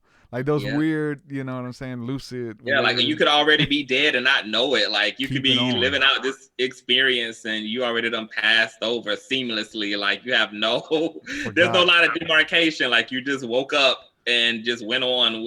Because I imagine, like, hold on, I forgot what the hell I was going to say. You keep on talking. Something came to my mind that I was thinking, geez. But what I will say is like, also like the thing about being murdered, like, could you imagine dying in such a brutal way that like the density is so heavy that you like become earthbound? Like that's how traumatizing it was to be killed, and now your soul is lodged into the earth plane because of the trauma of your death. And that like maybe that's why hauntings happen and people haunt grounds, because like that energy was so thick at the time that you took your last breath, that it just kind of like fossilized you into that plane, maybe until judgment or whatever the case may be. It's just like, and it's just weird that people die in such horrific ways. Like that is no way to enter into the spirit world. It's just like being stabbed and ripped open, and it's nuts. Yeah, I mean, for me, the reason why I like the paranormal, I think, is because of the fear of death. Because for me, paranormal is proof of the afterlife. Like paranormal is something that lets me know that something exists from the other side. And think about this. What if even every paranormal story, what if that was made up? What if we really have no proof? Because when you look for physical proof, you have stories, and I thought I saw, and it looked like, I've got some weird ass stories. That's why I'm here doing this. It's something, but like, even like you wanted to see that. It was in your head. You willed it to happen because you're scared of dying, and there really is no afterlife. Like that's the biggest fear, right? To die and you're just, you're obsolete, you don't even exist. You step into oblivion and you really are erased, and you're not conscious of anything. That's fear. What if that's true? And the scary thing about that for me is what makes me question a little bit. Talked about this a lot. The mind, Alzheimer's, dementia. Yeah. Your family members, they lose it. They don't remember you. They don't remember themselves. They don't remember what they just said.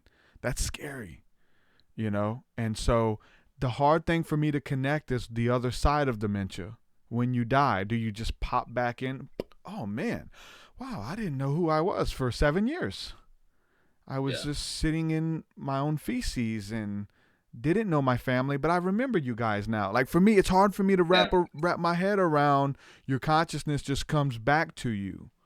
Yeah. You know what I'm saying?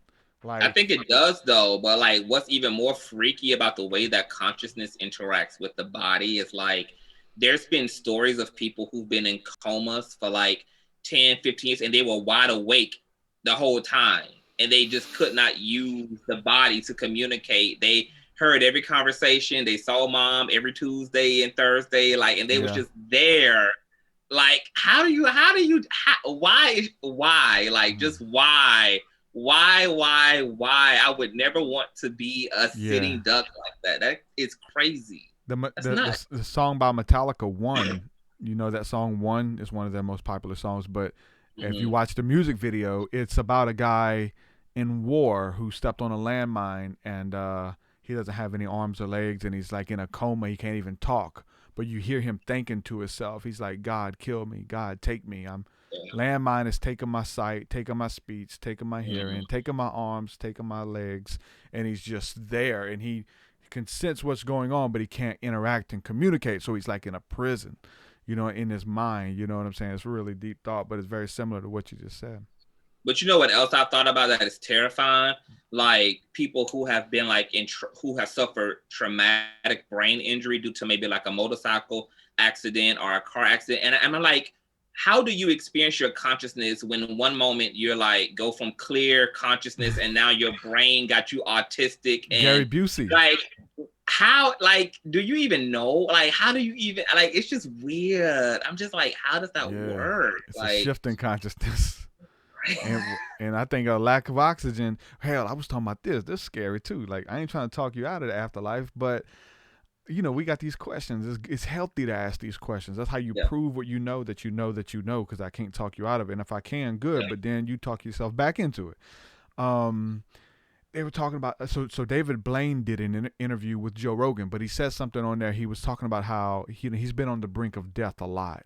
Like he stays up for days on end and loses oxygen and stays underwater. He says like once you go underwater and you feel like you're about to die and your body is, you know, like shaking and stuff, like you could still go like for a lot longer, like a few more minutes.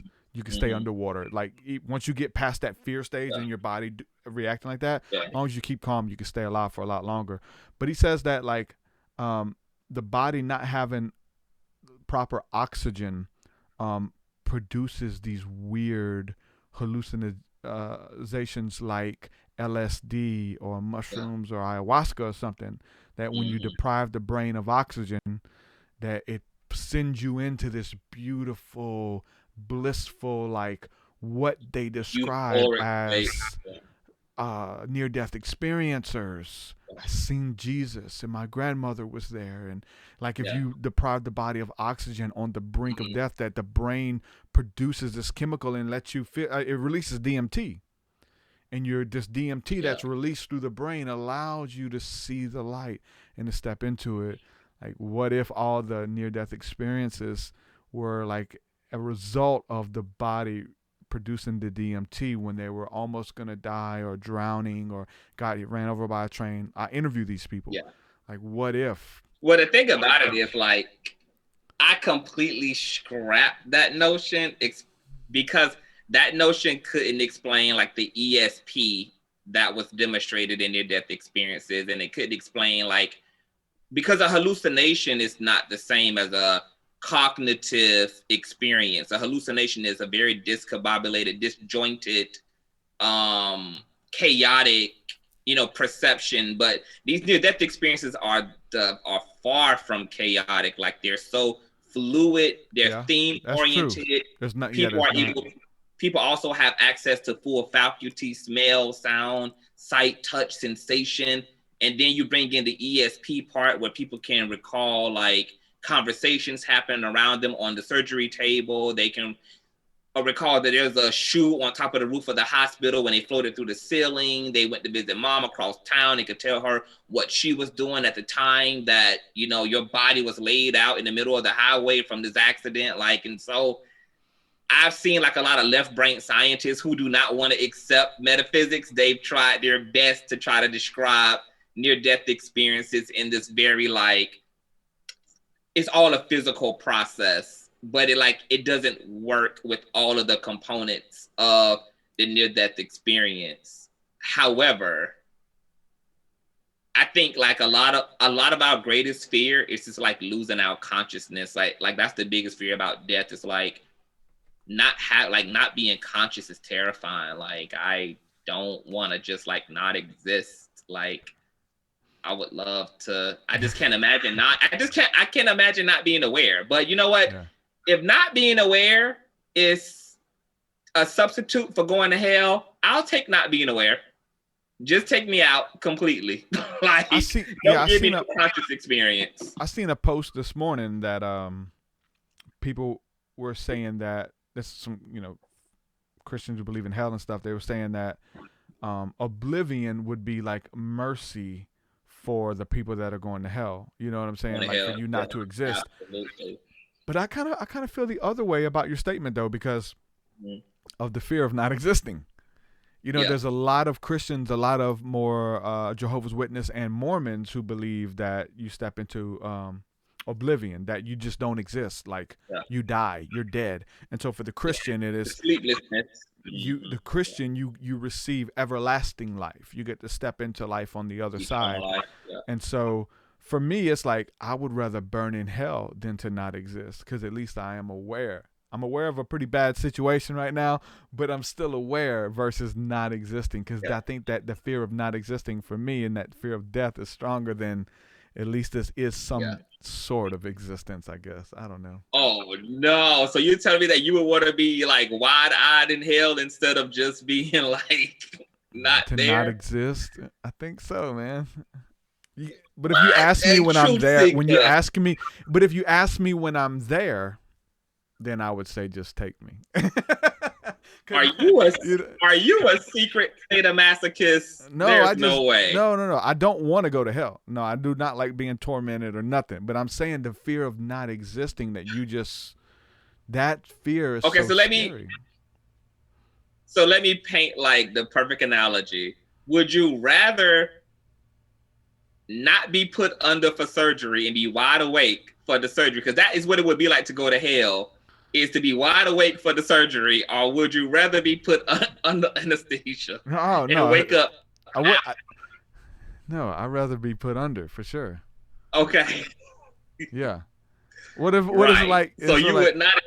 No, that's not the same thing, because I would let you I'd let you do surgery on me without anesthesia, then you get deleted and you just don't exist anymore.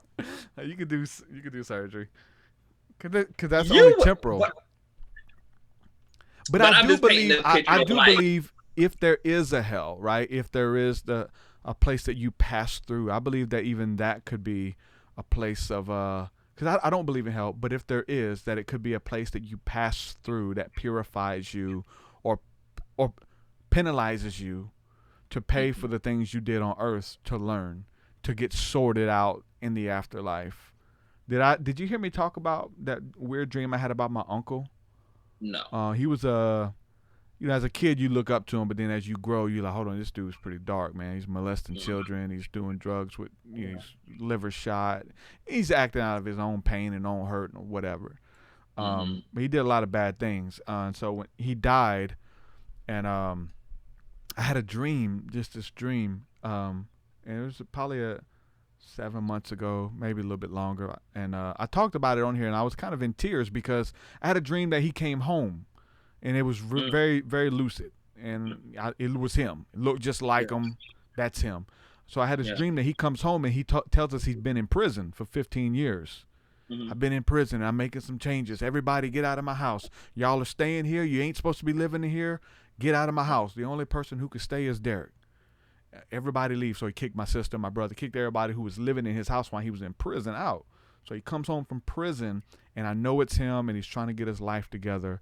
And it just hits me like, he's been dead for 15 years. And in my mind, it was I was in prison 15 years. So my mind was like, I just toying with the idea that maybe he was in purgatory in this place of holding for 15 years, or needs help crossing over, and I'm the only spiritual one in the family who is even open or willing to do something like this. And so he comes to me in a dream. I'm not saying that this happened. Don't unfollow me yet. I'm saying that I'm open to it could have. I don't know. I've seen movies. I've heard about this kind of stuff. But I talked to a lady. She was on a podcast, and I teared up talking about it because it was just so real. Like a purgatory. He did 15 years because of the sins that he committed, and then he was released to step into bliss. Interesting. Yeah. No, what you are talking about very well could be the case. I know that there are certain metaphysicians who practice something called soul retrieval, and it's exactly what you're talking about, where they go into the spirit world, the astral plane, and they retrieve like the parts of people that are still like condemned and shame written, or like, because some people believe that like you can have a compartmentalized liberation, like your soul can be fragmented and in like displaced. So there are parts of you that like ascend, and then there are parts of you that like remain back, and there are people who practice helping to retrieve and reconnecting. Caroline. Back, Caroline, coming to the light. Like parts of you are there, parts of you are not there. So just ushering in the rest of those parts. A movie, a dope like sci-fi drama that painted this in such a sickening way. Like I literally wish that this level of psychotherapy existed, because I would totally go to school my whole life, get into all type of debt just to be able to be this type of a therapist. Do you remember the movie called The Cell with Jennifer Lopez? Yeah, a little bit, yeah. Came out back in like 1999, I know what 2000. movie it is, but I never really watched it. But I knew it had some weird scenes in it, for sure. You need to watch that movie, TruthSeekah. Like tonight, date night between you and wifey is The Cell. Can my daughter watch it? Y'all need... Or is it too dark? If she's not... How old is she? She's 16. Oh yeah, she can watch it. Like this is adult. Yeah, like I remember it. Cinematic. I just never seen it. I mean, it's extra, but it talks about what we're talking about. Like she's basically she's using this technology that allows her to go into the consciousness of a man who's in a coma, and he's holding secrets that the FBI needs. So they send Jennifer Lopez in, who is using this experimental technology to go in and retrieve the information that the FBI needs. And when she goes in there, she experiences like his light body, which is represented to her as a child, as his childhood self. And then she's experiencing like this demonic, mutated, traumatized, like wicked, idealistic self, which is like this like demonic duel. It's epic. Like the visuals are epic, the concept itself is epic, and I'm like, this could literally take American psychology to the next level. Like if we produced, man is supposed to be producing useful technology like this. I mean, people who are struggling with schizophrenia, people who are struggling with mental illness, if this type of technology really existed, like trained people could go in and realign people from the inside out. We're working on all, it. I believe. Elon Musk, again, the whole fear of Elon dementia. Musk. He's working on. He has technology now. What's it called? The Neuralink, that they could put a Neuralink behind your ear, a little chip in your brain that can reverse grandma's dementia, fix her. It can bring grandma back from the dead. What? Because that's not your grandma anymore. She don't know you. She don't know who she is. Her body's there, but that's not her. They have the technology now to bring to stop dementia, to fix, like, to help the body like heal faster. All type. When you hear what he says that Neuralink can do, like, sign me up. Yeah. Like, our technology can help us. You're trying to play God, okay? Grandma needs to die. It's her time to die. Let her die. She was meant, God wanted her to have dementia. You know what I'm saying? Versus like, hold on, she took care of herself. Oh. You know what I'm saying? I'm with it. I know it sounds scary, but that's where we're headed. We're headed there, where we can use technology to serve us. To you know what I'm saying? To really step into. With people, go ahead. My issue with people who believe that is, how can you say that when Jesus is his literal ministry was about healing first? Like, if you had any type of physical, mental malady, he healed that first, then you joined the club. Like, there was no handicapped folk in his ministry. There was no people in wheelchairs moving around Jerusalem with Christ. Like, first and foremost, he restored man to his original idealistic vital self, and then he follows you. Like, so this whole idea that, you know, God, like, honestly, people don't want to hear this. It's probably going to step on some toes, but people who have like kind of romanticized illness, like, oh, you know, we're meant to have it. It's unfortunately the side effect of living in a culture and being a part of religious and spiritual systems that can't produce results. And so we've now had to make excuses for that lack of result by saying, oh, God is using AIDS or using cancer, or, you know, it was a part of the soul. No, like, we have lost our mysticism and our power. This knowledge is fading. We don't know how to do this, and we won't be honest and say, I know this stuff can be done. I want to do this stuff, but I have no idea what the science of bringing somebody's sight back is, what the science of bringing somebody's hearing back is, what the science of speaking wellness into a poorly vibrating cell is to restore limbs. Like, and it makes me cringe that the church now considers itself a hospital, because all it actually has now is patience. All it has is patience. Yeah. You're not supposed to be a hospital, boo. I don't know if you heard, I think it was the interview I did with Cal, but I talked a little bit about like coming to this understanding of the Testament of Solomon, and how Solomon like understood, because he talked with the demons and he commanded them to tell him because he had authority. But he understood what demons were tied to certain ailments. Like the demon that gets on you in the middle of the night sexually is the incubus or the succubus. There was a certain name for a demon that made you blind. A certain name for a demon that made you deaf, and they told you, I come to men and make them deaf. I make them dumb. I make them throw themselves in the fire. I'm a suicidal spirit. And they had names, and they told them the planetary alignment that they aligned up with, which was the zodiac, and the angel that bound them. And it says, if you call upon this angel in this month, then I will be bound, because they have complete authority over me. And so, like in the Testament of Solomon, he gives you this formula. My mind, I never did it, but as I'm reading it, I'm in the churches where there's a dude walking around like an L because his back is bent over, hunched over, sideways, and you have compassion. They've laid hands on the guy many times. There's people with cerebral palsy. They've laid hands on them. Nothing happens. They've seen some kind of miracles. They are believing and they want miracles, but they don't really, work.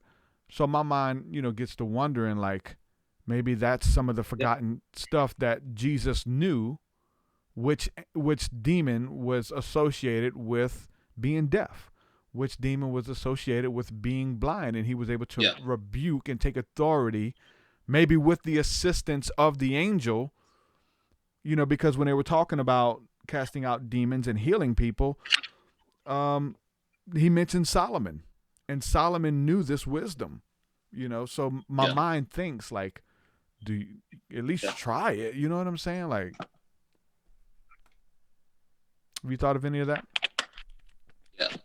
Yeah. I want to speak to that, and you're going to slap me because I need another When Nature Calls 60-second break. Maybe you can just talk to the phone while I run to the restroom. All right. I'm going to read some of these comments because we have some really cool people in the comments, but go ahead. Okay. Yeah, so I'll be right back. You're good. I see Allie in the comments saying, what is she saying? That she's walking around Books-A-Million, listening to this podcast, and she says the almost the whole staff is following around her, listening to the podcast because it was so interesting, the stuff that we were talking on. That's awesome. Spread the love, share the wealth. Yeah, man, like, we talk about the things that you don't really talk about a lot. Death is something that I think we should be comfortable, be more comfortable, because acting like if you don't talk about it, then it ain't going to happen. See, that's the whole thing, that as long as we don't address it, or it's an elephant in the room that we don't address, then it won't happen. So death is one of those big things, or sickness, or why do you have sick people in your church? Well, if we don't talk about it, then it won't get brought up, so we're going to talk about it.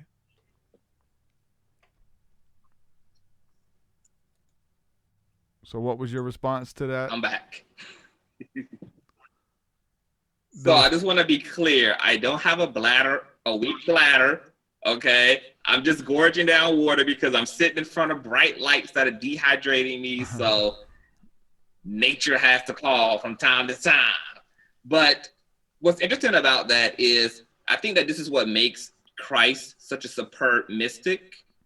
Because I think that one of the things that are very distinctive about Christ is, I think, let's be honest, Christ as a prophet knew that the mystery schools would vanish. He knew that the knowledge would not be there in the way that maybe it did at certain periods in history. So I believe that what Christ did, because the scriptures say that Christ grew in stature. So it means that he was a learned man, even though he was God. And I think he went into the mystery schools. I think he learned all the technicalities. And then I think he brought back to us kind of the most condensed, simplistic version of it, so that we could substitute from a lack of like a whole lot of detailed information and kind of just bring it into a sum total. Like, what are the essential points here? Faith and the actualization of the God within. And I think that the difference between maybe Solomon and Christ is that Christ could heal people purely from a high vibrational state. That Christ, that you can understand the hierarchy of demons, and mind you too, demons has been kind of mistranslated. I know, like in Western religion, it's associated with something negative, but demon also was just a general word as well, used to just a disembodied entities, and that can make up a vast amount of spirits in general, ranging from negative to positive spirits. But I think that occultists can use like angels and demons and wild spirits. I mean, as a Christian mystic or a Christian witch, I mean, I understand sciences of utilizing like certain principalities, even though I personally do not use certain forces because I just ain't trying to chance it and risk it like that. But I think that love is a nuclear force. I think this, once again, it's a psionic energy. And I think that you can, if you're willing to like self-actualize love in the fullest capacity and you walk around in that aligned state of being, it means that people who are not in a aligned state of being have no choice but to be aligned in your aligned state of being. And this explains why Christ could be a catalyst for so many people who came into contact with him. He also was such a deeply devout mystic because he also was substituting for a lot of people's faith. Like, he knew he would encounter people who only had a mustard seed of faith. But him as a devout mystic, so devout, so self-actualized, he could use that mustard seed of faith and align it with his perception of you, because I don't think that Christ ever saw sickness. I think when he saw blind people, he saw them in full health. When he saw deaf people, he saw them in full health. When he saw, like, he didn't even acknowledge discrepancy and injury and malady into his inner sight. He didn't even take it in and identify with it. But see, I think that those are the disciplines he learned in the mystery schools, how to sit in such a vibrational state and hold the vision of your inner eye in a way that is so strong and so consistent that you could deny the actuality of what you were even looking at and transmute it based upon the way you looked at it. But a lot of us as mystics, a lot of us as spiritual people, a lot of us in the religious community don't have that level of discipline, which is why there were whole school systems. Like the mystics that we're talking about, going back to the disciples, these people and students gave up their lives. They weren't able to have a job and a family. Like these people committed their days and their hours to learning how to be this strong and this discipline and how to amplify their psychic perception. Like as in the Western world, we don't necessarily have that luxury. We have jobs, we have bills, we have families, we have children. We got things we got to do. Nobody has time to be fasting for 40 days and 40 nights. Like nobody has time to be going off to the side of the mountain for 3 weeks. Nobody has time to do that. So I understand both worlds, but I think that the most mastered of mystics would be the mystics like Christ, who don't need all the nuance of spiritual hierarchy. It just comes down to self-actualizing that image of God that we are in our core and walking in the entirety of that. And if you come into contact with people while you're in that high vibrational state who believe that you can heal them, who believe, because their faith is what Bluetooths them in to your healing ability, which is why faith is always necessary in healing. Even when Christ went to Bethlehem, the scriptures say that he could do no great works because the people did not believe. You have to, on some level or another, acknowledge and Bluetooth yourself in to what it is you believe I can do for you. And then in return, your faith will reward you. And then it's your faith that makes you whole, not me. But the capacity of your faith is what allows for that to be. So I try to skip. I mean, I live in a culture where there's libraries, right? So, I mean, I get to learn about the demons and the angels and how to utilize these powers. The scriptures also say that man is to have command over the angels. You don't find a lot of Christians who even utilize angels, which they have full authority to. And I've utilized angels to retrieve money. I've used angels to retrieve healing. I've used angels to send psychic messages to people. When my partner was in prison, we communicated when he would be in a hole. We communicated through the angelic community. I would literally send him psychic messages through calling upon angels.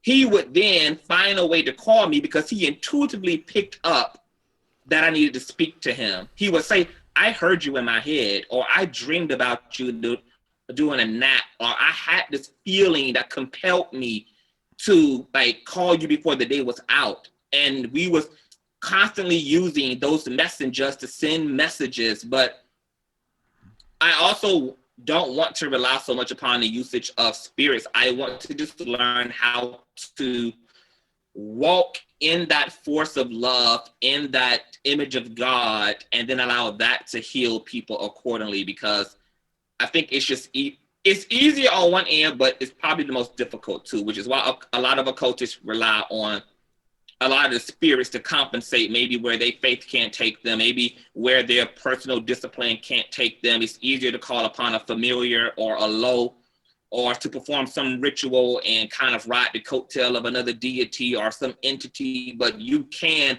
bypass all of that middle ground and really get to the ability itself and heal other people from within. But you have to really fully self-actualize that, especially if you're healing some pretty serious things like disease, STDs, cancers, or even regenerating the body. I mean, Christ completely reformed a man's ear out of dirt. Out of the same dirt that man was created from, he resculpted a soldier's ear and breathed life into it. He completely healed the man's sight by also utilizing that same dirt and resculpted a man's eyes on his face and gave him sight. You know, but that also was due to that high vibratory state that Christ prioritized by separating himself often, going and fasting, going and separating himself so he could perceive the inner man and have a potency in his inner being that he could walk around with. And I believe that when he got weakened, when he could feel himself losing that because maybe the people were pulling on him too much, or his own ego was trying to regenerate itself and reconstruct itself, he would go back into the wilderness, desensitize the ego, recalibrate it, and then re-emerge again and continue to give himself to the people in a full way. Yeah. No, Does that answer the question? Yeah, I'm with you. Okay. But I think the journey of how he got there, obviously, we talk about the mystery school and him going to Egypt and learning and all of that stuff. So, who knows plant medicine? You know what I'm saying? I don't think plant medicine. I don't think that was his first time doing a lot of that stuff, maybe there's so much that we don't have, but I think it helps to understand the day, right? It understands the day to understand that these people had a school of prophets. They had a school, a university that taught you how to interact with the supernatural, a school of prophets where people they were in on it. They understood music and vibration and healing and chanting. They understood all of that. That's been forgotten. So we got to look to the mystery schools, or we got to look to, I think every religion has a piece of that, you know what I'm saying, that they do really well. So we look at, some forms of Hinduism and chanting and mantras and sigils and all of this stuff that's even like in African culture that's been forgotten, didn't make it. A little bit of it did make it to Christianity. Blind faith made it to Christianity. Praise and worship and music to an extent made it to Christianity. Laying on of hands, glossolalia, speaking in tongues made it to Christianity. Like a lot, communion and symbolism made it to Christianity. There's a lot of things that didn't make it that were lost. And so the beauty is to rediscover those things that they had to, teach Christ. And he understood that you had to take those things into the silence. You had to take those things and depart for a time. And that was big. And it still is. It still is. To cultivate that power, like you're saying, to kind of get realigned or recalibrated, we need all of our doctors. We need other root doctors and the medicine men who know how the herbs of the world are created and how they interact with the cells within our body as it relates to the mucus that produces sickle cell or produces AIDS or produces tumors. We have so many metaphysical specialists. Dr. Sebi is a prime example. He proved to the Supreme Court that he could cure AIDS and factually cured 67 people, and they wanted to kill this man and imprison this man. He had to flee back to Haiti to escape the American government, who wanted to penalize him and wanted to also silence him. And he's also a part of the long course of holistic doctors who ended up dead mysteriously within a year and a half's worth of time. 24 of them just died back to back to back to back to back to back to back to back to back to back. Yep. Crazy. So, all of these people make up, whether it's the witches, whether it's the healers, they represent the entire body of Christ. We have people who are specializing in different areas of holistic health and of healing and of the miraculous. And if we could just expand our repertoire, expand our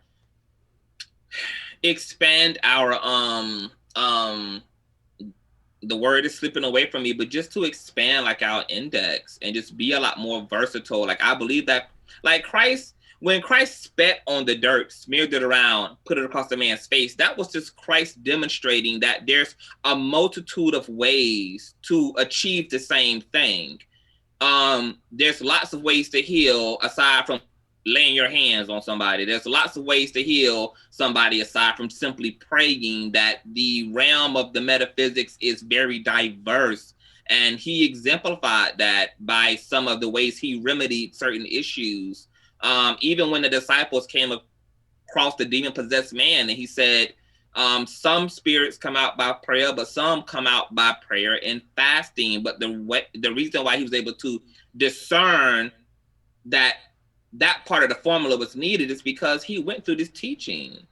He was schooled on all of this inside and out. Yep. He had access to a vast system, but I also think that Christ did the work of taking all that knowledge in, and obviously because he's God, refining all of that to a single point, because he knew that communities would learn of this power, but didn't have access to mystery schools, but yet still wanted to be able to gift them with being able to manifest these things. So we can do this without the mystery schools, but there's also no excuse why mystery schools shouldn't exist.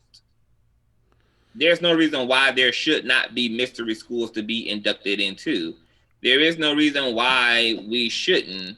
Yeah, you have to be taught by people, and we're taught through example. And so somebody who is poor or a beggar can't teach you what it means to be rich. They might can teach you how to be content, but they can't tell you how to get wealth and speak to kings and all this kind of stuff. You know what I'm saying? Or like pay your rent. You know what I'm saying? Like they can maybe living off of a miracle, from miracle to miracle to miracle to miracle. But you got to be walking in what you can release and what you can teach. And so if you're not walking in those miracles or those signs and wonders, which the Bible says that these signs shall follow them that believe, like that was a stipulation that you were going to be a miracle worker. You were going to be able to set people free through your conversation. Yeah, like that was confirmation. Yeah. Yeah. So because of the spirit that was activated within you, and you have to cultivate that. You know, you have to go, to the wilderness. You have to go into the prayer closet, and so that never left. So, man, we've done 4 hours and 15 minutes. We probably just beat my last longest episode. Oh man, it's been that long. Oh yeah, we started at 11. My God. Yeah. Hey Cal, I beat your record. I know you thought you had it. And so y'all gonna go together and do a podcast, and it's gonna be gotcha, bro. Gotcha. Huh? I meant to do that. Yeah, I think he wants to do a podcast with you or just talk anyway. Y'all should hook up for sure. Oh yeah, for sure. Like, because I know people are asking me like, where they can find me. Yeah, I posted your you link. Can find we'll me on Instagram. Okay. But go ahead. You can tell them. Okay. Tell them where to go. Well, you can find me you can find me by name on like as you see, it's spelled here. Most people spell my name with the S. It's a Z on the end for Consciouz TV. You can find me on Instagram at Consciouz TV. You can DM me. You can follow me. I follow back. You can also subscribe to my YouTube platform, which is Consciouz TV. Once again, you're probably gonna see the videos from the haters too when you pull me up, but you know where the channel is. I got like 20 plus something thousand subscribers or whatnot, so you can always come and hit that subscribe button and contact me there. You can also email me privately and personally at consciouztv@gmail as well. People email me daily in and out, so yeah, come on over, join the kingdom. For sure. Are you still on Facebook? Or I couldn't find you on Facebook. I actually deactivated. Yeah, I only have my messenger on Facebook. I deactivated my page because I don't really use Facebook at all. Like, it's just sitting there. So, good. Facebook sucks. Yeah. I have to use Facebook. Got I'm it. still there. But. I heard that Facebook is like doing the most, like demonetizing so many people's pages. Like they've like started censoring like a lot of stuff, a lot of content, like. But Google kind of doing that across the board. Like, it's a mess right now. Yeah, make sure you back up your content. We talked about that. Like, back up your stuff. Get you an external hard drive. I do. And save all your videos. Yeah. For sure. Well, man, Absolutely. I enjoyed it. People saying, yeah, Kyle and Davyon need this. Well, Kyle hit me up. Yep. If TruthSeekah, I always enjoy this, man. This was long overdue. Like, you need to have me back regularly. I think I'm one of your dopest guests. And aren't we lined up to do something on your show? Well, we were, but you didn't reschedule because we were supposed to do it last week because you had some things come up though. So, yeah. Like let's redo it. Yeah.